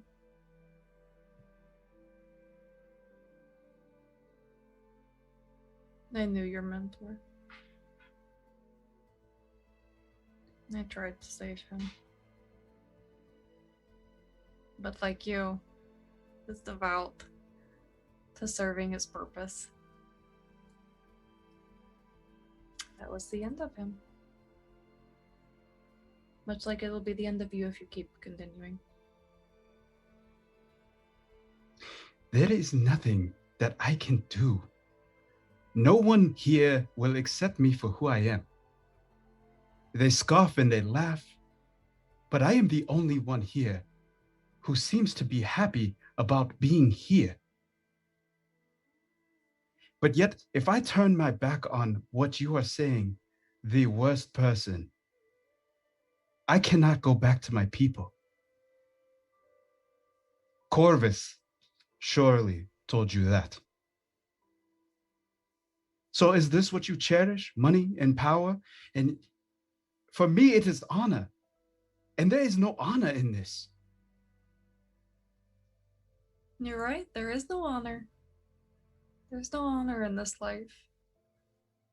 You are raised on lies, a facade that is put up. I am not sure the exact history of how it all began. It began way before my time.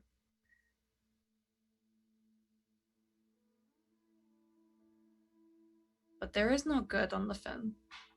No one is there to do good. They're only there to serve Eula and stay in good grace for protection. I am where I'm at because I wanted to belong. I had no one. As a siren, no one wanted me. Not my family, not my people. The only one who saw purpose in my existence was Eula, and I let her plague my mind with false promises, and I have paid for it day by day. I tried to keep people out, like Wynni. Doesn't work.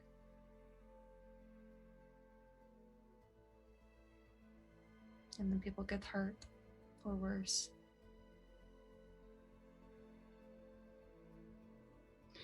If I am raised on lies, there has been no difference since I came to the surface. If you know the truth, that is what I seek. What truth do you seek? Why am I here? Because if I was not here, Corvus would still be here. I am here because he is dead. And no one has told me why. That's because no one knows why, except for me. I somehow knew this. You're the keeper of all of the secrets, all of the lies. I am. Yeah. If there is a right hand and a left hand, it is still one part of the same body. And sometimes they don't really work together now, do they? Yes, you're right. I'll be honest with you. It will change how you look at me. If you looked at me in any light. But, you know, the heartless person that I am. Before you go off the handles. Before I tell you what I'm about to say. I need you to promise that you won't react. Not yet, until you hear the whole thing.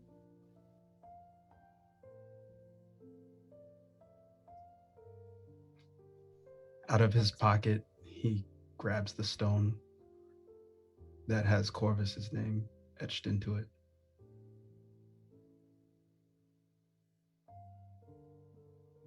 And he holds it.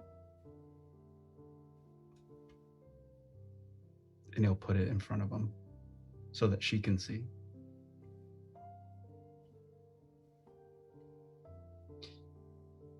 If there is nothing that I have, is my word, and I will listen before I react.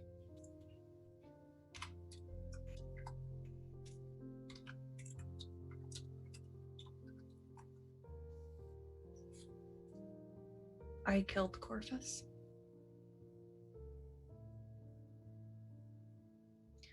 But not because I wanted to.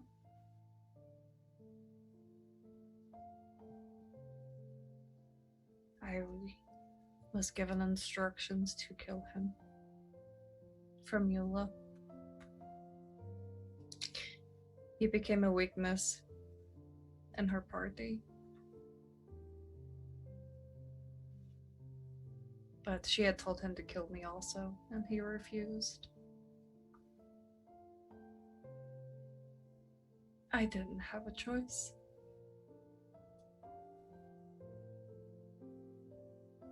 Not one that I saw then. I regret it every day. And I will reach into my pocket and pull out a similar stone and lay it next to the one that Proximus put on the floor.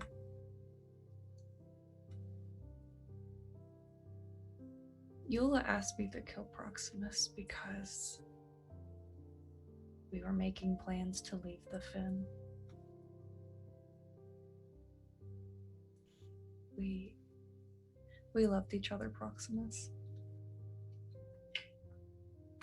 Deeply, he knew me like no one else ever knew.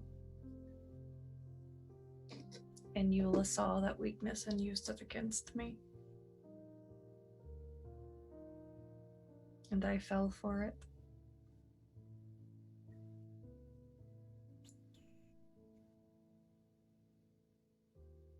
I won't go into much detail, but I have carried this burden with me since. And seeing you arrive on the island, I wanted to tell you to run. Not really an option, though. Once you're promised to Eula, you're promised to her. I'm hoping that I can find an answer on Dynisi on how to get out. How to get everyone out. So there, you have the truth. As much as I can give you anyway.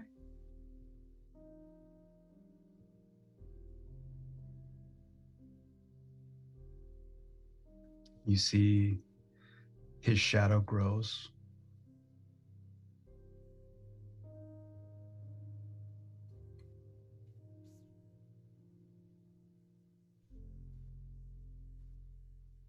Almost like taking over his body.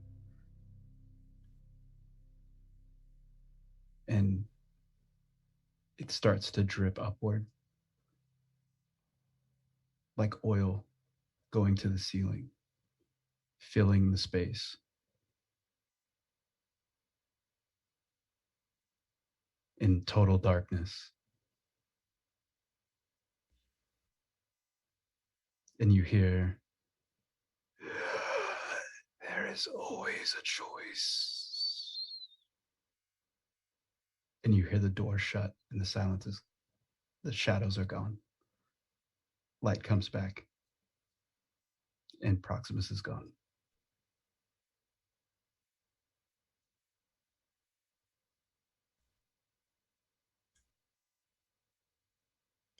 Are both rocks still there? Both rocks are still there. Scarlett takes them both. Puts them back into her pocket.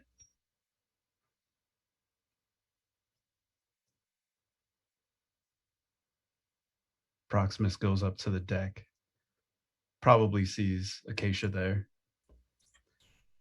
And you see Proximus as he holds the trident in his hand, and he takes a running start and throws it from the beginning, the aft of the ship, just as far as it can go before it is a shadow. And he goes below deck, back to his closet.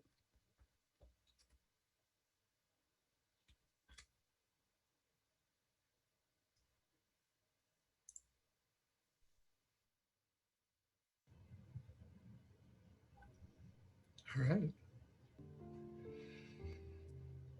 God, it feels like we should just sit in there. But no, we still have an hour. Okay, let me change this music. There we go. It is a few days out from Dynisi.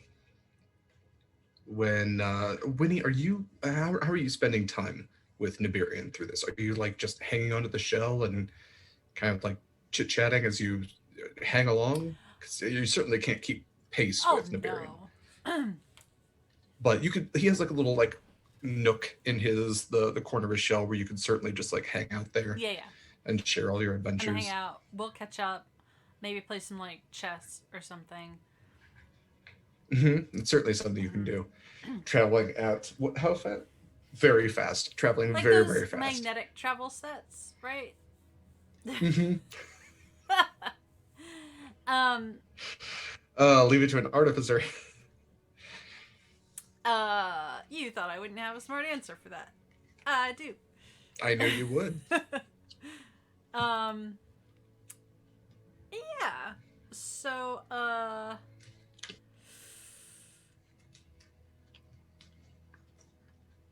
mostly, I'd like to, hear about his exploits as well. I'd like to know anything he's heard about the island, sync it up with, what I learned from Elios.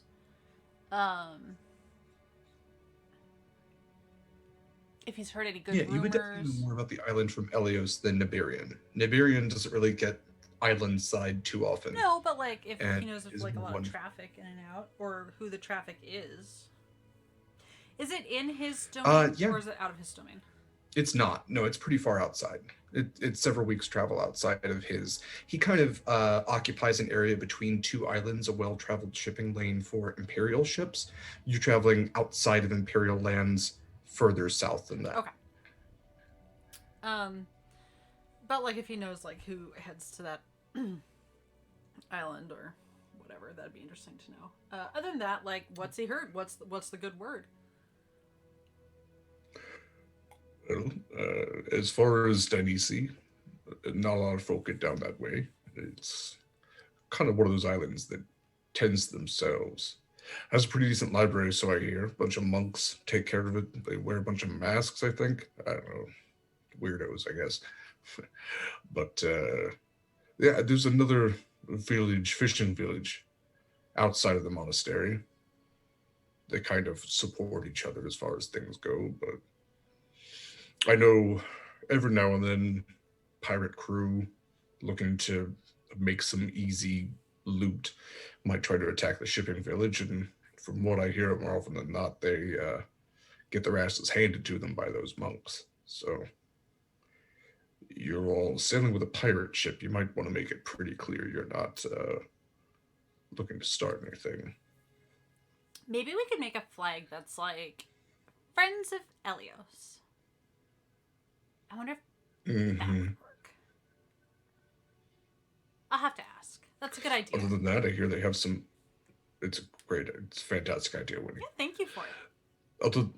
Yeah, definitely. Especially if you had one of those pirate flags you can change automatically. We do. So it's like super easy. Oh, well, there you go. Friends values. Other than that. Oh, but that acronym is FOE. So maybe that's not such a good idea. Maybe we'll have to do it in like all block text. Oh, well, we'll workshop it. We'll figure something out. Sure. Other than that, I mostly just take on Imperial ships these days. They were a little reticent to pay the toll at first, but they seem to be using my path more and more often, so I've been making pretty decent coin that way. A lot of travel going on. Of course, you know about the Denizens War, so that's been a big problem. I think the Empire might be trying to stick their fingers in that mess. Maybe deciding which side to support. That's where they're going? I mean, they're always looking to do something. It's like they can never stop and just enjoy life for a second. Always expanding and building and conquering. It's just, come on. It's exhausting even when you just say it like that. It really is. How are your moms doing? They're doing super well. Thank you for asking. Last I heard.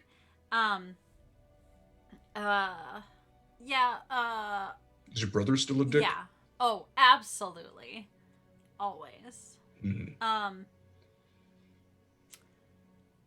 think he might be getting into a little bit of trouble.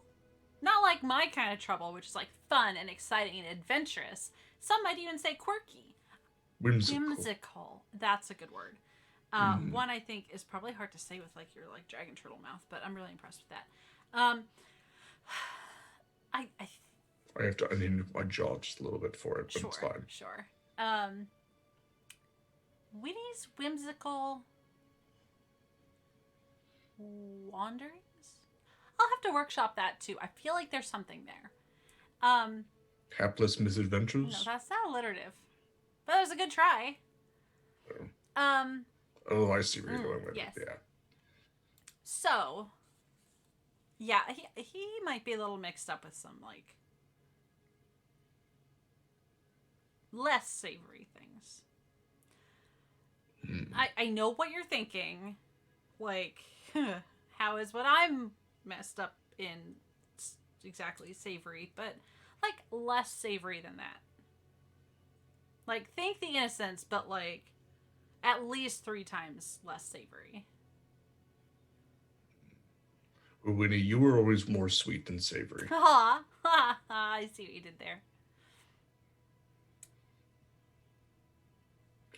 Wynni, I need to get back to my territory before people start thinking that they can just sail through my area. We can't have that. Unimpeded. So I can drop you off. You're just about a day out, but it was great seeing you again, Minora. If you ever come through again, I'll absolutely say hi. We should figure out your payment because you deserve the world. Honestly, this has been such a help. The world isn't really Wynni. mine to give you, though. noted. Your friendship's payment enough. Thanks for being a friend. Oh. Oh. Neberian. She's gonna cry. Just like big fat. It's hard to do that see underwater. She's doing it. That's not the point. She's just making the sea a little bit saltier. Oh, now I'm just thinking about Making like the sea a little bit saltier. snorting salt water like up her nose as she sobs. Ugh. Gross. Eva doesn't like that at all. Like a plankton up there? Why am I playing a sea elf? They're disgusting. Oh my god. Very judgmental. They're awful. Neberian sheds a Don't laugh, colossal Mikyl. dragon turtle Like, tear as well. Tritons aren't much better. Tritons don't cry. They don't have tear ducts. Is that true? Proximus? Wow. Okay, Eva, we're meshing scenes here. Okay. She's gonna hug him. I realize he's colossal. Okay, just like hug a bit of the show. Just a big old flipper, just kind of just gently pats. Oh. I'll be back. No, I know. And hey, if there's anybody you don't like, just send them my way. Oh, I will. I'm not really supposed to do a murder right now, but yeah, like I'll point them in your direction. Like that's not my fault if they yeah. It's fine. Love you, bye. Bye, Wynni. Take care of yourself. And with a little bit of effort, Neberian detaches the chains. The chains are brought back on board, and Neberian goes swimming back north, back to his territory. And once again, the Innocence is reliant rather on the winds and the tides. So not going motorboat speed anymore, but definitely powering decently through the waves. Dynisi is less than a day out, so you have a day before you're going to hit land. What would you all like to do? Wynni is going to hoist herself back up on the deck, and kind of shake herself, get off as much of the water as she can, and is Callisto at the helm? At the helm? Mm-hmm. Hey, he just asked for the ship in payment, and I said as soon as we're done with it, he can have it. Okay, thanks, bye. And she's gonna go below deck. When you go ahead and roll deception.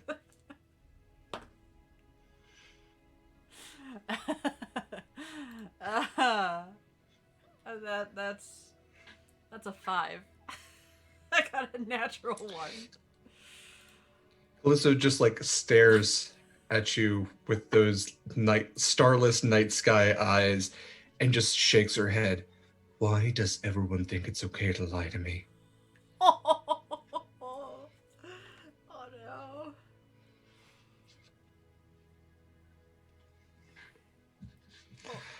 All right. So yes, anything before you get to Dynisi? Okay. So Organizing my the next. notes. Just organizing Yes. all my notes. That's really it. Noted. All right. You get to Dynisi right around mid-morning of the next day. It is a beautiful, beautiful island. It has these white sand beaches. It has just palm trees, and you can see that there is a small, like, fishing village, essentially, down near the shoreline. Further up on a hill, you can see what kind of look like ruins a little bit, but you can see that there's kind of smoke gently rising from a few of the areas around, indicating which would still be inhabited. There is a white, like a square stone path, which leads up from the fishing village, up kind of snaking up the hill to the ruins, essentially the buildings at the top of the hill. And it seems to be well populated as far as an island of this size. It is a relatively small island as far as things go. There are fishing boats, which are just out and about at this point in the morning, getting their daily catch. It does not have a port or a dock, so the Innocents will not be able to sail up to the island itself. You will have to use a rowboat to get to the island should you want to. But that is what you see as the sun is rising in the sky. And again, it is a relatively clear day. Pretty blue sky. Seagulls cawing.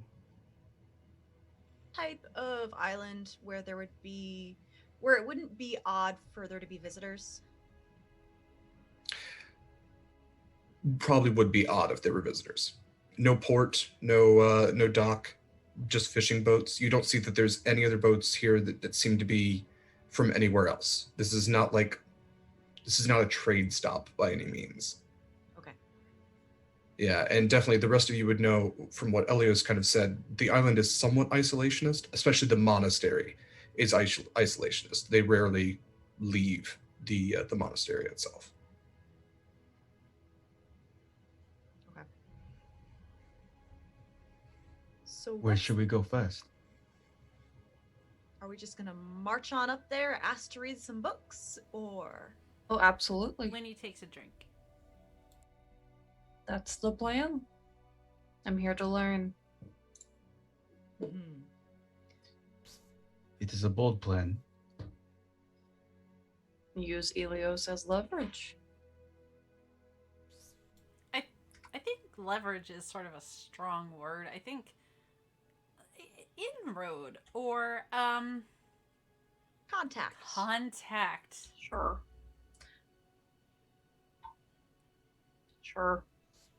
I'm pretty sure she knows exactly what word she used, and it fits very well. She does. Do I get any effects from my elixir? Are you drinking your elixir? I am drinking my elixir. Yeah. Going on land.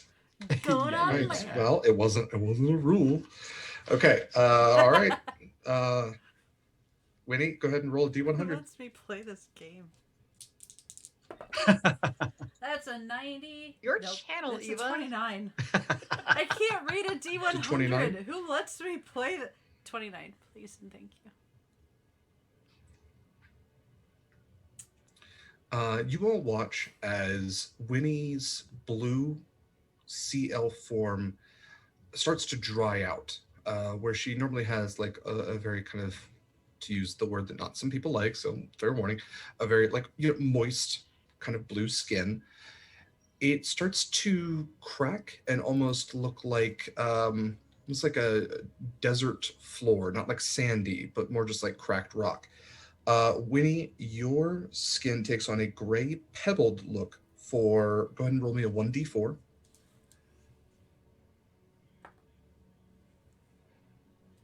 3. For 3 hours, you can hide in rocky terrain with advantage. Ooh. As you have essentially taken on the complexion of an earth genasi. She's just gonna be like scratching and like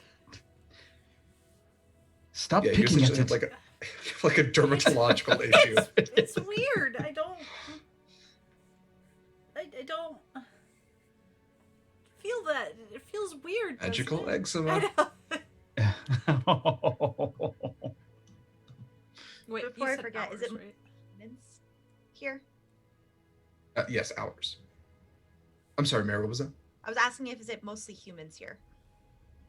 From what you haven't gotten close enough to see who all is here. The fishing boats, everybody is humanoid. You don't necessarily see like centaurs or even what would indicate like the horns of a minotaur. But everybody here seems bipedal, at least. Okay. Yeah, the fishing boats definitely, as your ship approaches, you can see a number of them start like sailing back towards land. Okay. And do we need to go through their home to get to the monastery? It would indicate so. Okay. In that case, I would like to ask Curio to come with us and see, since we're going to be causing probably rumors to come around anyway, I'd like to see if he'd be willing to gather some information and see if anything odd has happened recently, or if they've gotten other visitors, maybe has word of the destruction of the icebox gotten anywhere, even though we're really far south, but like just in general, if there's anything he might be able to deduce. Yeah, of course, kid. Yeah. He's gonna grab kind of a cloak to hide his more metally bits and actually like fill in some clothes. Okay, yeah. Because if we're gonna be seen anyway, so might as use it to our advantage. There. Okay. So who all is getting in the rowboat then? And are you taking the crew landside as well? As little people as possible. Okay. So Wynni, Acacia, Curio, Proximus, Scarlett? Mm-hmm. All right then. That is the rowboat. Should we? Okay. Real quick, like huddle up. Should we take the doctor with us? Because like she is our ship surgeon, and like maybe there's stuff she can learn in the library. I don't know. I'm just saying. Why would you ask us? Why don't you just ask her? Because I'm asking us in case we wanted it to just be a little tiny group mission. But yeah, okay. I'll just go ask. I think that is a great idea, Wynni. We could always use somebody with medical assistance. Plus, when's the last time she was off the ship? When's the last time anyone was Very off the long ship? time ago. We're not doing a whole ship field trip. But a whole ship. Okay. Winnie's gonna run down to the infirmary and just like stick her head in. Hey, going to the shore. Want to read some books? They probably have medical stuff. You in? You coming? Yes. Is this Elios's island? It is. He's not. He's not on it, here. but like. No, I know. I remember we left him at Athelvar. Yeah. Like there's probably some other like masked people, but Well, that's not. I'm just saying maybe I could get something that he likes. Oh. If we ever get back to Athelvar. Yeah. All right, I'll come ashore with you. Excellent. Okay, now Whitney's ready to go. So Acacia, I'm not sure you have necessarily met Constance, at least not in gameplay before. Constance is the ship's surgeon. She is a Babe. Tiefling with dark midnight blue skin, kind of like navy hair, has horns that kind of wrap backwards. But she also has white tattoos, which kind of travel down from her lips onto like her clavicle and her neck and kind of on her arms as well. It's kind of like geometric patterns. Mayor thinks she's pretty. We don't objectify. Acacia She's a babe, though. Acacia is not interested. Objectively, regardless of how I describe my characters, all of my players are attracted to them. So always, yes, always. Objectively, See the though, back chat. Let's be real. Constance is a babe. Yeah. Also maybe like as they're leaving the infirmary, hey, you don't happen to have like lotion for this or anything, do you? She's probably gonna like slough off a little bit of like shale or whatever. Like, Oh, that's awful.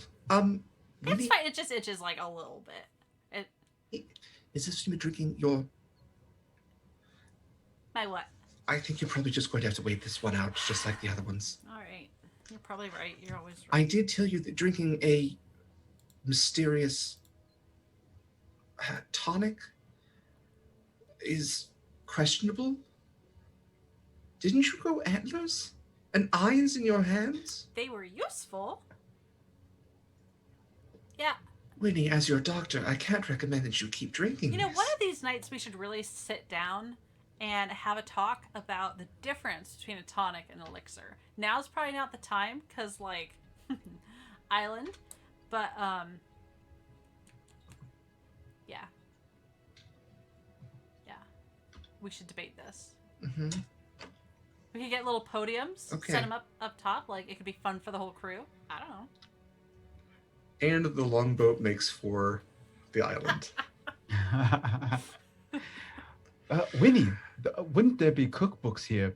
Possibly also. We should have grabbed honey. Let's Swear go to back God. for honey. No, we're not going back. Maybe we could copy down some good recipes that we think she might like. So, just to be clear, you want to go to an island of strangers who are scared of strangers with a sea elf, a triton, a siren, a centaur, a tiefling, and a massive gnoll. It implies that we are all What could ever go wrong? friends. There's that ASMR. It implies that we have all overcome potential differences and are friends. Yeah, not everyone's gonna see it that way. Just let Wynni do the talking. It'll be fine. No, Yeah. I'm pretty sure, like, I feel like it's Proximus and Acacia rowing. We're not turning this thing around. We ain't She's turning got that this- upper body. Yeah. Yeah. We're definitely All right. getting a After good seeing her workout. haul herself up out of the water, Wynni's definitely letting Acacia do literally any of the lifting at this point. The funny thing is, I only have a 12. Oh, for strength. Wynni's got nothing, so you're always going to be impressive for her. It's fine. Okay. You all get to the island of Dynisi without too much issue.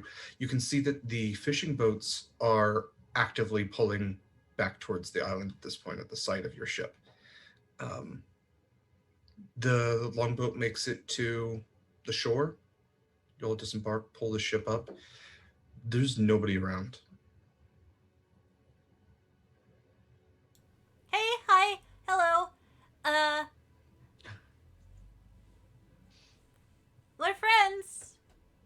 We're, You start hearing a bell ring, Oh, like a large shit. kind of warning type bell. I'm just gonna slink off and try to be not noticeable. And head towards wherever the monastery is.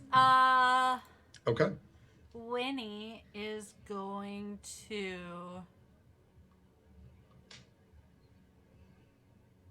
I guess kind of felt she's not going to hang out by the boat. Is Acacia going like off-road or like up the road? Path, whatever. Ever has the best route to not be seen, so probably off-road. Okay, then sorry, she's not going to go.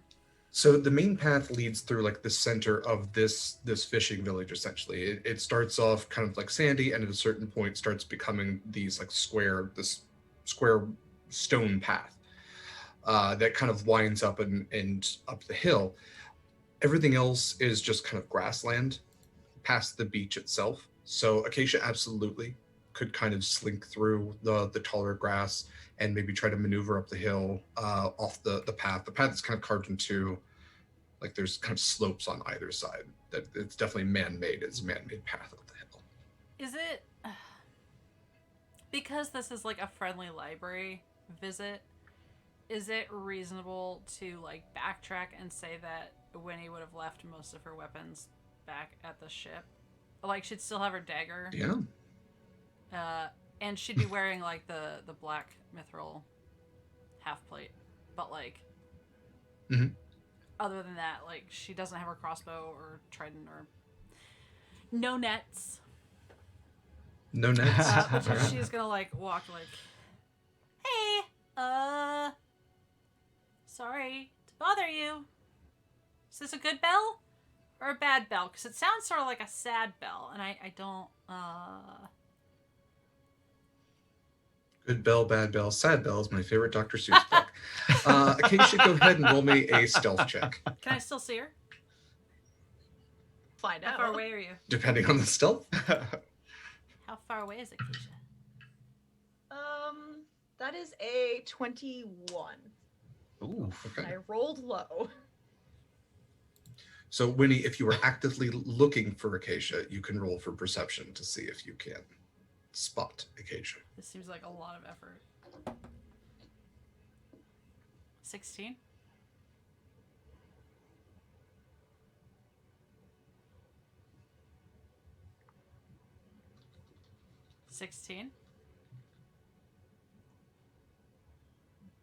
Yes, dear? Does that do anything? Do I see her? I didn't. In here, did you What- cut out? What did you What'd roll? How did I cut out twice on the same thing? 16, a 10, and a 6 Oh yeah. that are friends. Well, no, she rolled a 21, so you know you do not see Acacia. How does this horse disappear? I was just gonna Every help time. you disappear, so like I didn't really need to. Yeah, no, that's good. I'm just gonna be like, great, cool, and I'm gonna start walking forward into the town. Yeah, for at one moment, there's a centaur, the next there is not. When he was not very good at Where's Waldo. If Waldo also had a horse back and Acquire Acacia. It's just no idea. Proximus readies Oh, his the centaur. shield and just starts walking to the center of the town. Okay.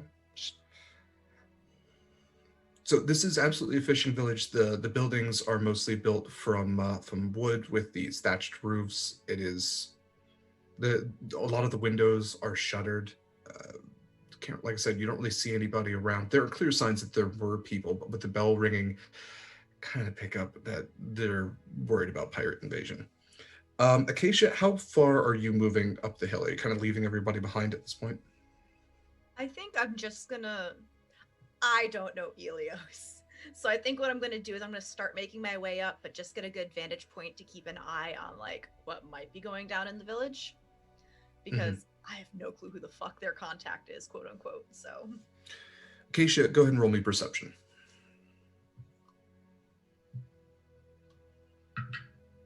that is a 19. Okay, Acacia, you would be the first one to see what do I want to call them? The grouping of people coming down from the monastery, moving in formation. You would have never met Elios. What you can see are people wearing heavier robes.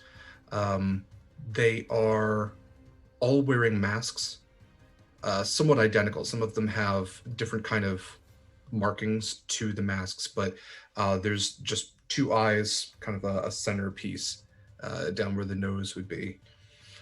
Some of them are carrying simple weapons, but none of them carrying anything too heavy. They are moving about 5 across and about 4 deep, so there are about 20 of these individuals who are all rushing down towards the sound of this bell. Can I see the group? Yeah, you should be able to. Okay, You'll be able to can look back. You can essentially, from where you are, see this group of monks coming down the hill, and you can turn right and see your party. In that case, you all hear in your head, looks like the monastery is going to be sending us a welcome party, and I mean that in the most sarcastic way possible. So they're coming to arrest us? Weapons. Oh, Yeah. okay. I don't think Wonderful. arresting is in their But minds we right didn't now. do anything. Are they coming to kill? Capture? Can I get an idea of their intent? We didn't run the Friends of Elios flag. Oh no, this is my fault. Am I able to get their intent if they are definitely coming to just get rid of the threat or to capture? Go ahead and roll for insight. That is a 17. Pretty sure they're here to essentially eliminate the threat, especially from the stories you would have heard. These here monks are looking to push you off of their island by whatever means necessary. Oh yeah, they're not. They do not arrest. They don't have a prison. They don't want to keep you there any longer than they need to. They're looking to send a message. Okay. Might want to play your Elios card now. So Scarlett's gonna go to meet the monks. Please be nice to them. Okay. And before they can do anything or get super close, she is going to, as loud as she can, Elios found sanctuary on the Fen. We know what he was running from. I will speak its name. I will bring it here.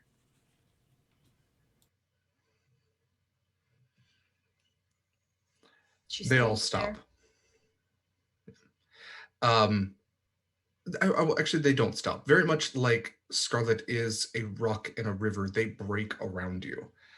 And the rest of you are encircled, with Acacia being the exception. These 20 monks kind of make a circle around you. And one of them steps forward, and it is a voice comes out. She says, "How do you know Elios?" He came to the Fen looking for sanctuary. He's our friend.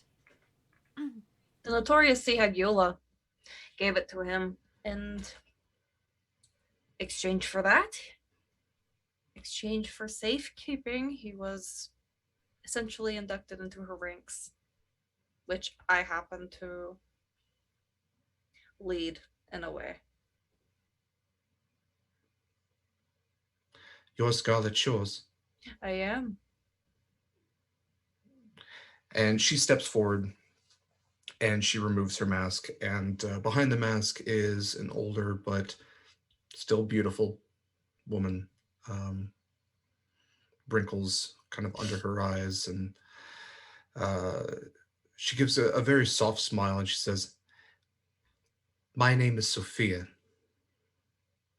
I know who you work for.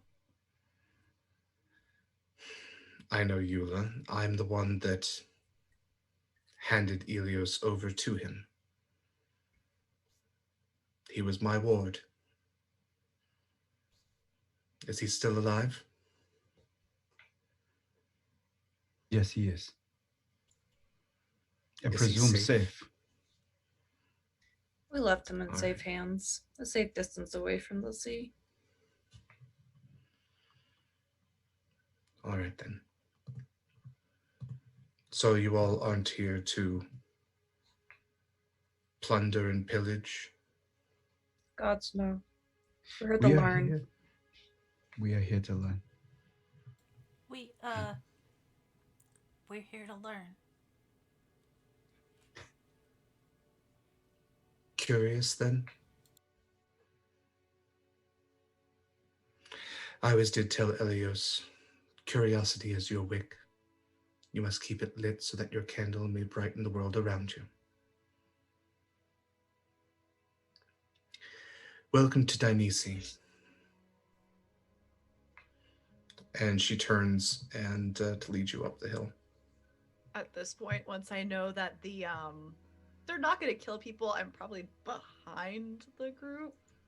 When they go back up the hill. Visible.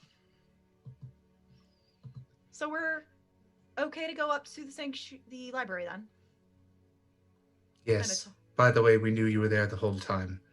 Thank you for not shooting me.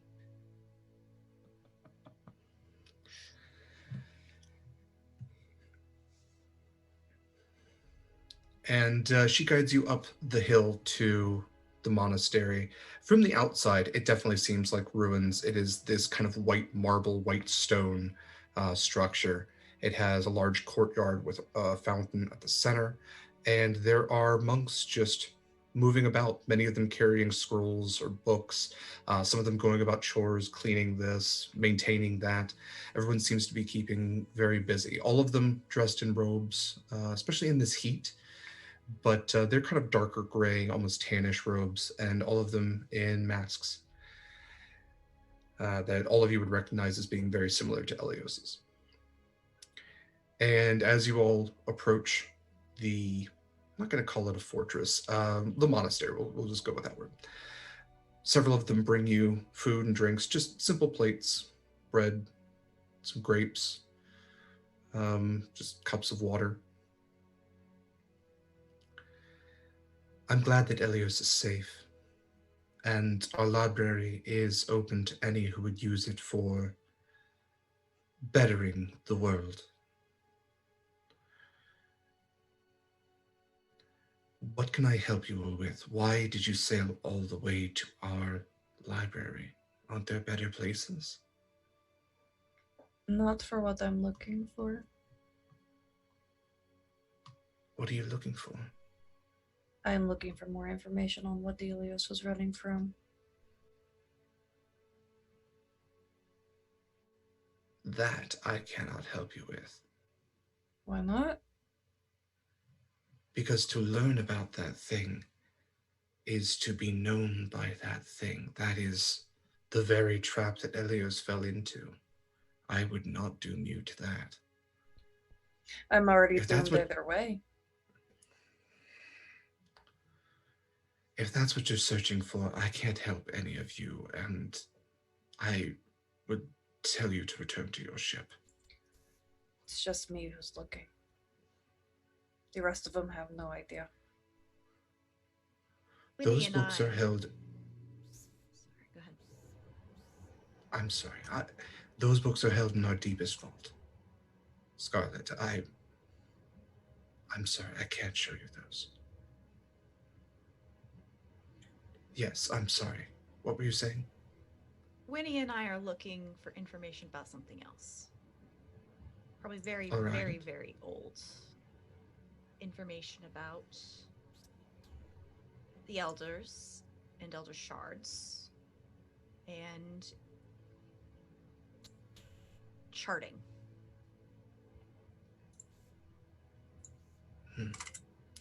That I should be able to help you with.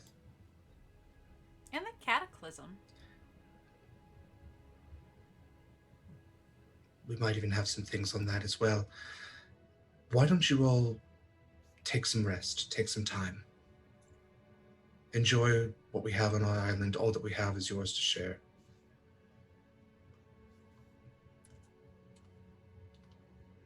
Can I This speak evening with you we in will- private before you leave? Of course. I want to update you on Elios. I would appreciate that. It is what he would want.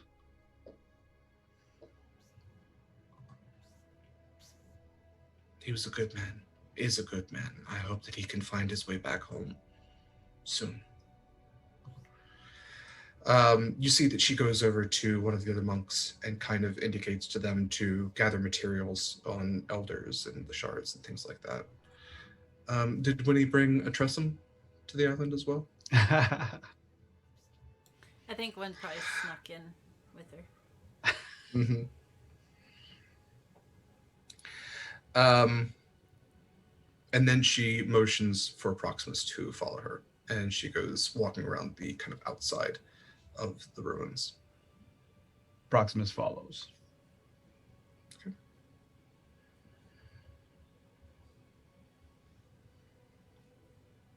All right. So what did you want to tell me about Elios? There is a reason why Elios did not come back here. He wanted to keep you safe.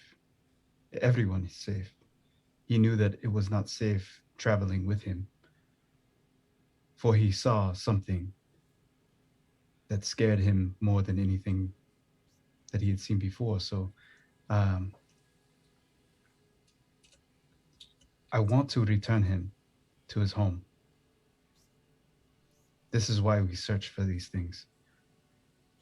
Not to bring problems or troubles to you, but to save him from this monstrosity.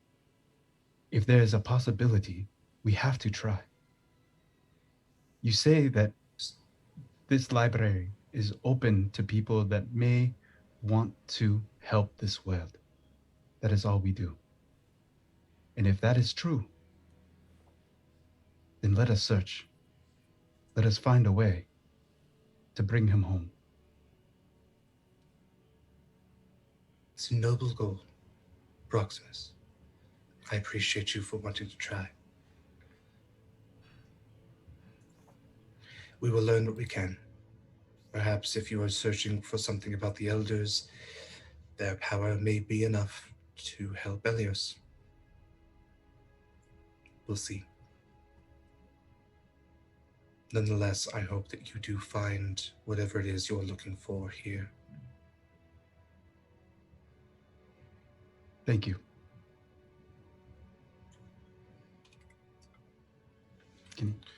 Goes back inside. Wynni, what are you doing with your downtime?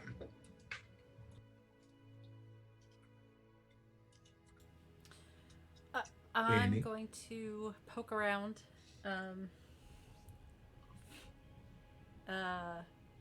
With Steve, what am I looking for? I'm gonna poke around through some of. Is this downtime before they find books for us? Mm-hmm. Oh, okay. I would like to eat, and I would like to poke around and make new friends with some of the monks. Eat and make friends, you do. Go ahead and roll persuasion. Oh, what a good kitty, Steve. I'll carry you more often. Steve, what are the Trustums doing? 24 with a nat 20. Go ahead and just roll me a 20. D20. Another one? Mm-hmm. No bonuses or anything. 14. Wynni makes 14 new friends. Oh, she's ever so pleased. So Wynni, you sit at one of the treasure tables and you just have like a plate of cheeses and olives and grapes and Mediterranean foods. And yeah, Wynni's just magnetic personality. Draws everyone near. Yeah, they're all wearing masks. They all look pretty identical, but you're pretty sure you made 14 new friends, not the same friend over and over 14 times. Acacia, what are you doing? Once again, before the books. Mm-hmm. Probably just pacing occasionally if there's like bookcases around, like just glancing around the titles, but mostly just being antsy. Curio's going to kind of look to you. Hey, honey, this is the first time you've been on a real island since, what, home? Yes. Why don't you stretch your legs a little bit? You got room to run. Thanks, Pops. You're right. I can race you. I mean, you'll beat me, but I can try. Yeah, you won't win. Yeah, I really won't. Give me a call when they find everything. You got it. And I'll go for a run. Okay. And Scarlett, what are you doing? I'm gonna break into the vault.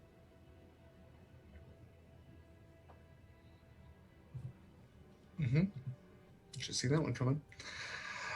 Let me find my music for this. Vault breaking music. No, I don't have that. I wish I had that.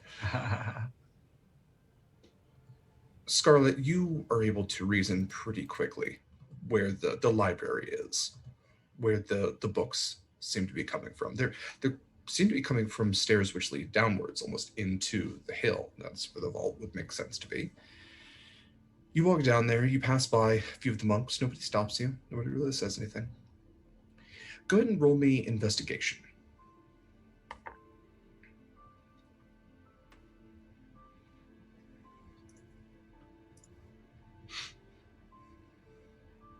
That is a solid 15. Okay. You're looking around. It's dark down here. There are candle lights which kind of illuminate the area, and there's just rows and rows and rows of bookshelves. You kind of get the idea is to keep the books intact, away from the moisture, away from the salt water. You know, keep the leather tomes from cracking, keep things from musting. This isn't a vault. It's easy enough to get to. So as you're looking around and you're walking down the rows and rows of bookshelves, you notice that your steps, the sound of them changes. And you look down, and with your dark vision, you can see they sounded hollow for a second, metallic. And the stone floor gives way to a circular metal surface. And as you look down, you can see that all around this, almost like the size of a large manhole, just pretty big around, it has the same kind of markings which are on the astrolabe. And emblazoned onto it are images of terrible beasts and deity-like figures.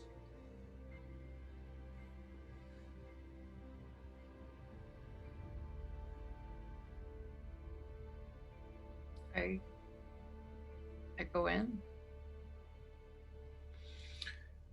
Successfully, you're able to open this vault door, and you travel even further down a winding staircase. Again, with your dark vision, you're not terribly impeded in this area. Whereas the room above had rows and rows of bookshelves, this room is smaller. It has 4 bookcases on all 4 walls and a table at the center. This is the vault.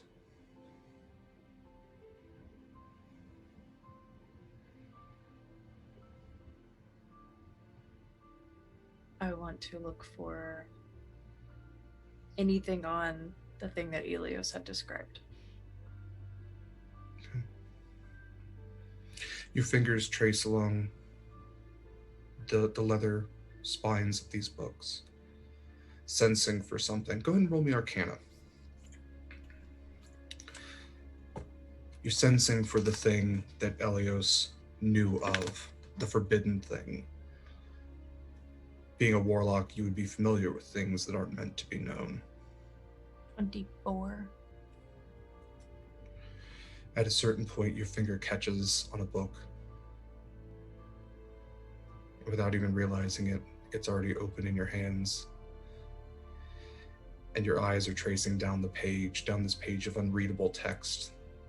This text that you now realize is the same kind of writing that was seen on the vault, the same kind of writing that was seen on the astrolabe. Until you catch on a word. It is in this moment that something else fills your mind. You're underwater, deep, deep underwater. It's crushing. And you can see this thing swimming towards you, closer and closer, undulating through the water. Countless arms, no eyes, and yet you know that it sees you. With a massive pincer-like mouth, this thing is the largest thing you've ever seen in your life, larger than some islands.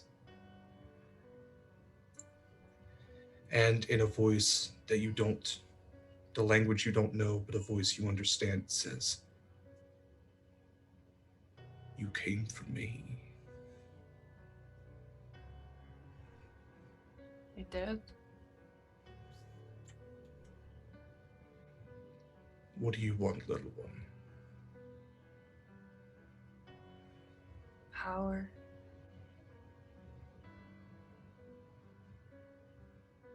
That I can give. There's more to What it, will you- of course, but at the end of the day.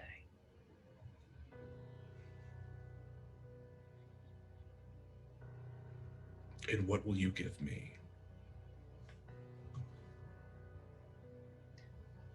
I filthy queen of krakens.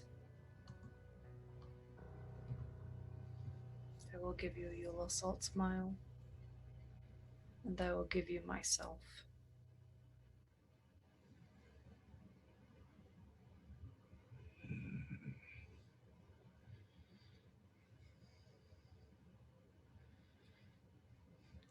Scarlett, in what seems like both an eternity and an instant, you feel the water around you crushing and reshaping you, not physically, but spiritually. You feel a breaking, not a physical breaking, but a breaking of a pact. And then that pact is reformed.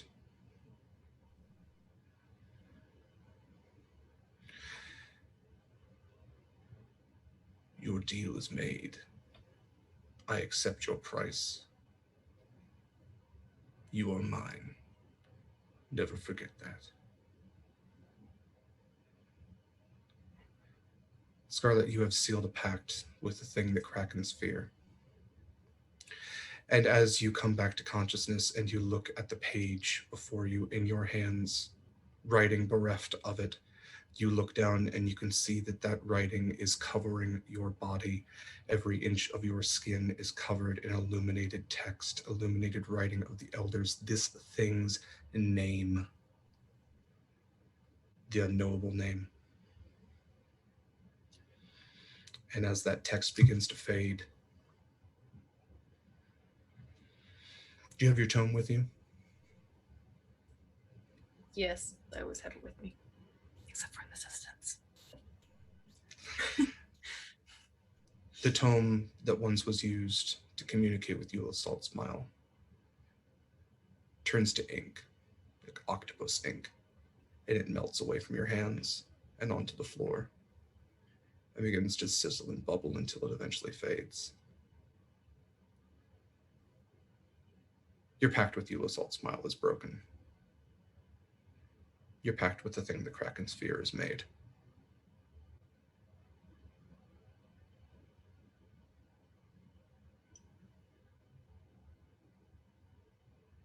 And that's where we're going to end this week.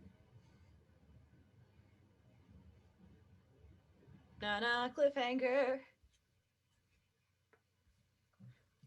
Scarlett can also speak Elder now. Oh, Read, shit. speak, and understand Elder. Does that also mean reading? Does. Oh, hell yeah. Oh, yeah. Nope. All right. Y'all are just too much sometimes. Okay, folks, let me find some decent outro music, which isn't just the fucking Scarlett song. Just before we jump out, Proximus followed you, and he's just watching from Proximus afar. a bit. Which also, Proximus, in that moment, you haven't tried to cast any spells, but they probably wouldn't work because Proximus is now an Oathbreaker. Oh, shit. So we'll be back next week, everybody. A lot of with things. Scarlett's got a new class. Proximus got a new class. We breaking pacts, we breaking oaths, we breaking hearts. It's been a good session. Wynni's just upstairs eating cheese, having a good laugh, petting the Tressa. petting a Tressa. I got the wind in my hair. It's fine. Oh running. Again, Wynni has never had a bad day in her life. Just this is great. These olives are good. Everything's Mare, I fine. picture Acacia running Naruto style. Oh my god. Hands back. I veto. Who are we going to see tonight, Eva? You know who.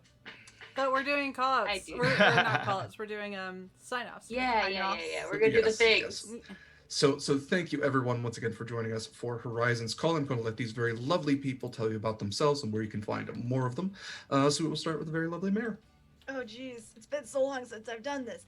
Hi, I'm Mare. You can find me on Twitter at Archmage of Dice. Every time here at 6 p.m. Eastern Standard Time, you can find me playing Acacia on Eva Sarah's channel. Starting on, not tomorrow, but the 20th, we're going to be returning back for my Veil of Shadows game, which is a D&D 5e game in the Shadowfell over on Open for Adventure. That starts at 8:30 p.m. Eastern Standard Time. We're almost done. We've got 1, maybe 2 sessions left because we're in our finale in the BBEG.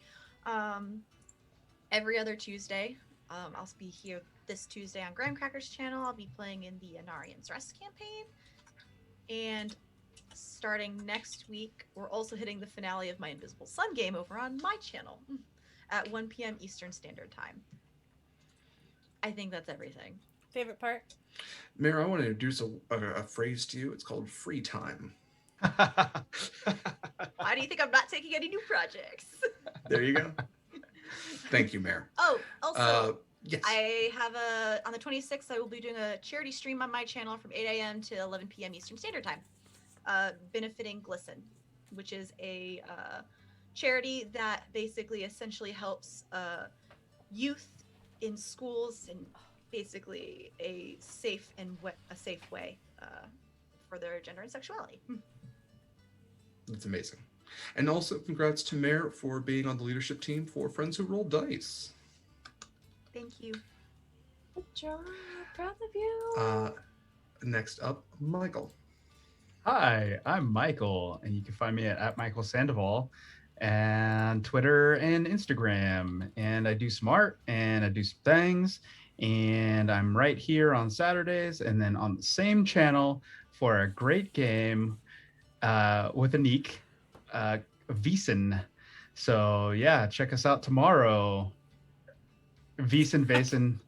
I'm bad with my Nordic. So yeah, thank you so much for having me.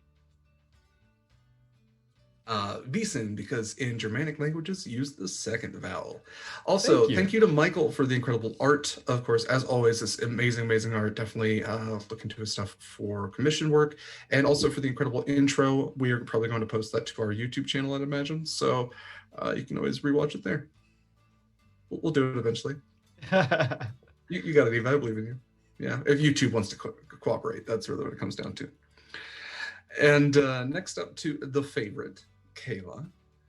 Me, the favorite. Hi, I'm Kaila. I play lots of faces in lots of places. I also do painting on my own channel. And, you know, Saving Face, we just did our season finale over on Craftic. So we're taking a little bit of a break. One of our cast members has to go have a baby. But you can join us for community nights on those nights. We will also be having special one-shots that our community members can apply for and be a part of if you want to get into the world of ETA. And then we'll stay posted. There are a lot of things planned that are just chill nights that are not actual canon or in session. So just a lot of Q&As and whatnot. And then I'm on my own channel on Thursdays where I paint, and also Saturday mornings as well. But next Friday, you can find me on the Allie Max channel playing D&D for Pride. My character is literally a chaos rogue. She's a tiefling. She has to roll a d20 every time she wants to make a decision. So, if you want to come watch a bunch of us Chaos Beings play D&D with my poor DM Justin, check us out on Friday, 8 p.m. Eastern on the Alimax channel. So, like, if Two-Face from Batman had to roll like a d20 every time? Oh no, it's deeper than that. It's not just like yes or no. It's like, I think it's neutral, chaotic, and then evil and good. You gotta tune in, Derek. I will. I'm gonna be painted purple for my tiefling. All the purple. All the purple. Thank you, Kaila. Eva, if you don't mind, I will go first, since this is your channel and you're incredible and everything like that. So hi everybody, I am Derek Sword. I am as always your DM for this amazing game of Horizons Call. Amazing if I do say so myself. but made amazing by the incredible people that I'm joined by every single time. But if you do want to find more of me, you can do it. Best places to find all my stuff is Twitter at dsword16. Some of my projects include the following: every other Tuesday, not this coming, but the next, I am also on Graham Cracker's channel for Shards of Anarian, where I play a Knoll Ranger named Riverman. I'm also on Graham Cracker's channel every Friday for Gold Shine Investigation Agency, where I play a swampy bugbear named Griaz. And if you can't tell I love monsters, best place to know that is Monster Crush. It is a podcast I do with my friend Heavenly, where every episode we talk about different cryptids, creatures, abominations, and miscellaneous monsters. And we talk about their history and how cute they are, and how it'd be cute to hold hands with them, give them little smooches. We talk about fucking monsters. So, yep. Also, this Tuesday, I will be on FreeForge for an Among Us game because they're celebrating their 1-year anniversary. I also did win a recent game of Actually on FreeForge as well, so I will be on their Tournament of Champions whenever that comes around because I know my nerd shit. And yeah, that's pretty much it for me. So I will hand it over to the very lovely Eva, the person without whom we would not be here, the wrangler of friends and friend to all. She's just so pretty. I don't know. Yeah, It's Eva, tell us me. about yourself. I'm Wynni. Hi, I'm Eva. This is indeed my channel. Right now we are mostly just playing City of Shadows every other week. Saturday mornings. We are here every week, except as previously stated for Horizon's Call. And as Michael said, every Sunday for the foreseeable future. Phazin? There's a Z on the S. I don't know. Just try it. You'll probably say it right. Anyway, stuff's about to get spooky tomorrow, I think. Spoopy. Thank you all so much for joining us. As always, it means a lot. We're going to... Allie Mac is still streaming. And doing some amazing work. Woo. So we're gonna go. What is she doing tonight, Eva? Why don't you tell us? Yeah, I'll tell you.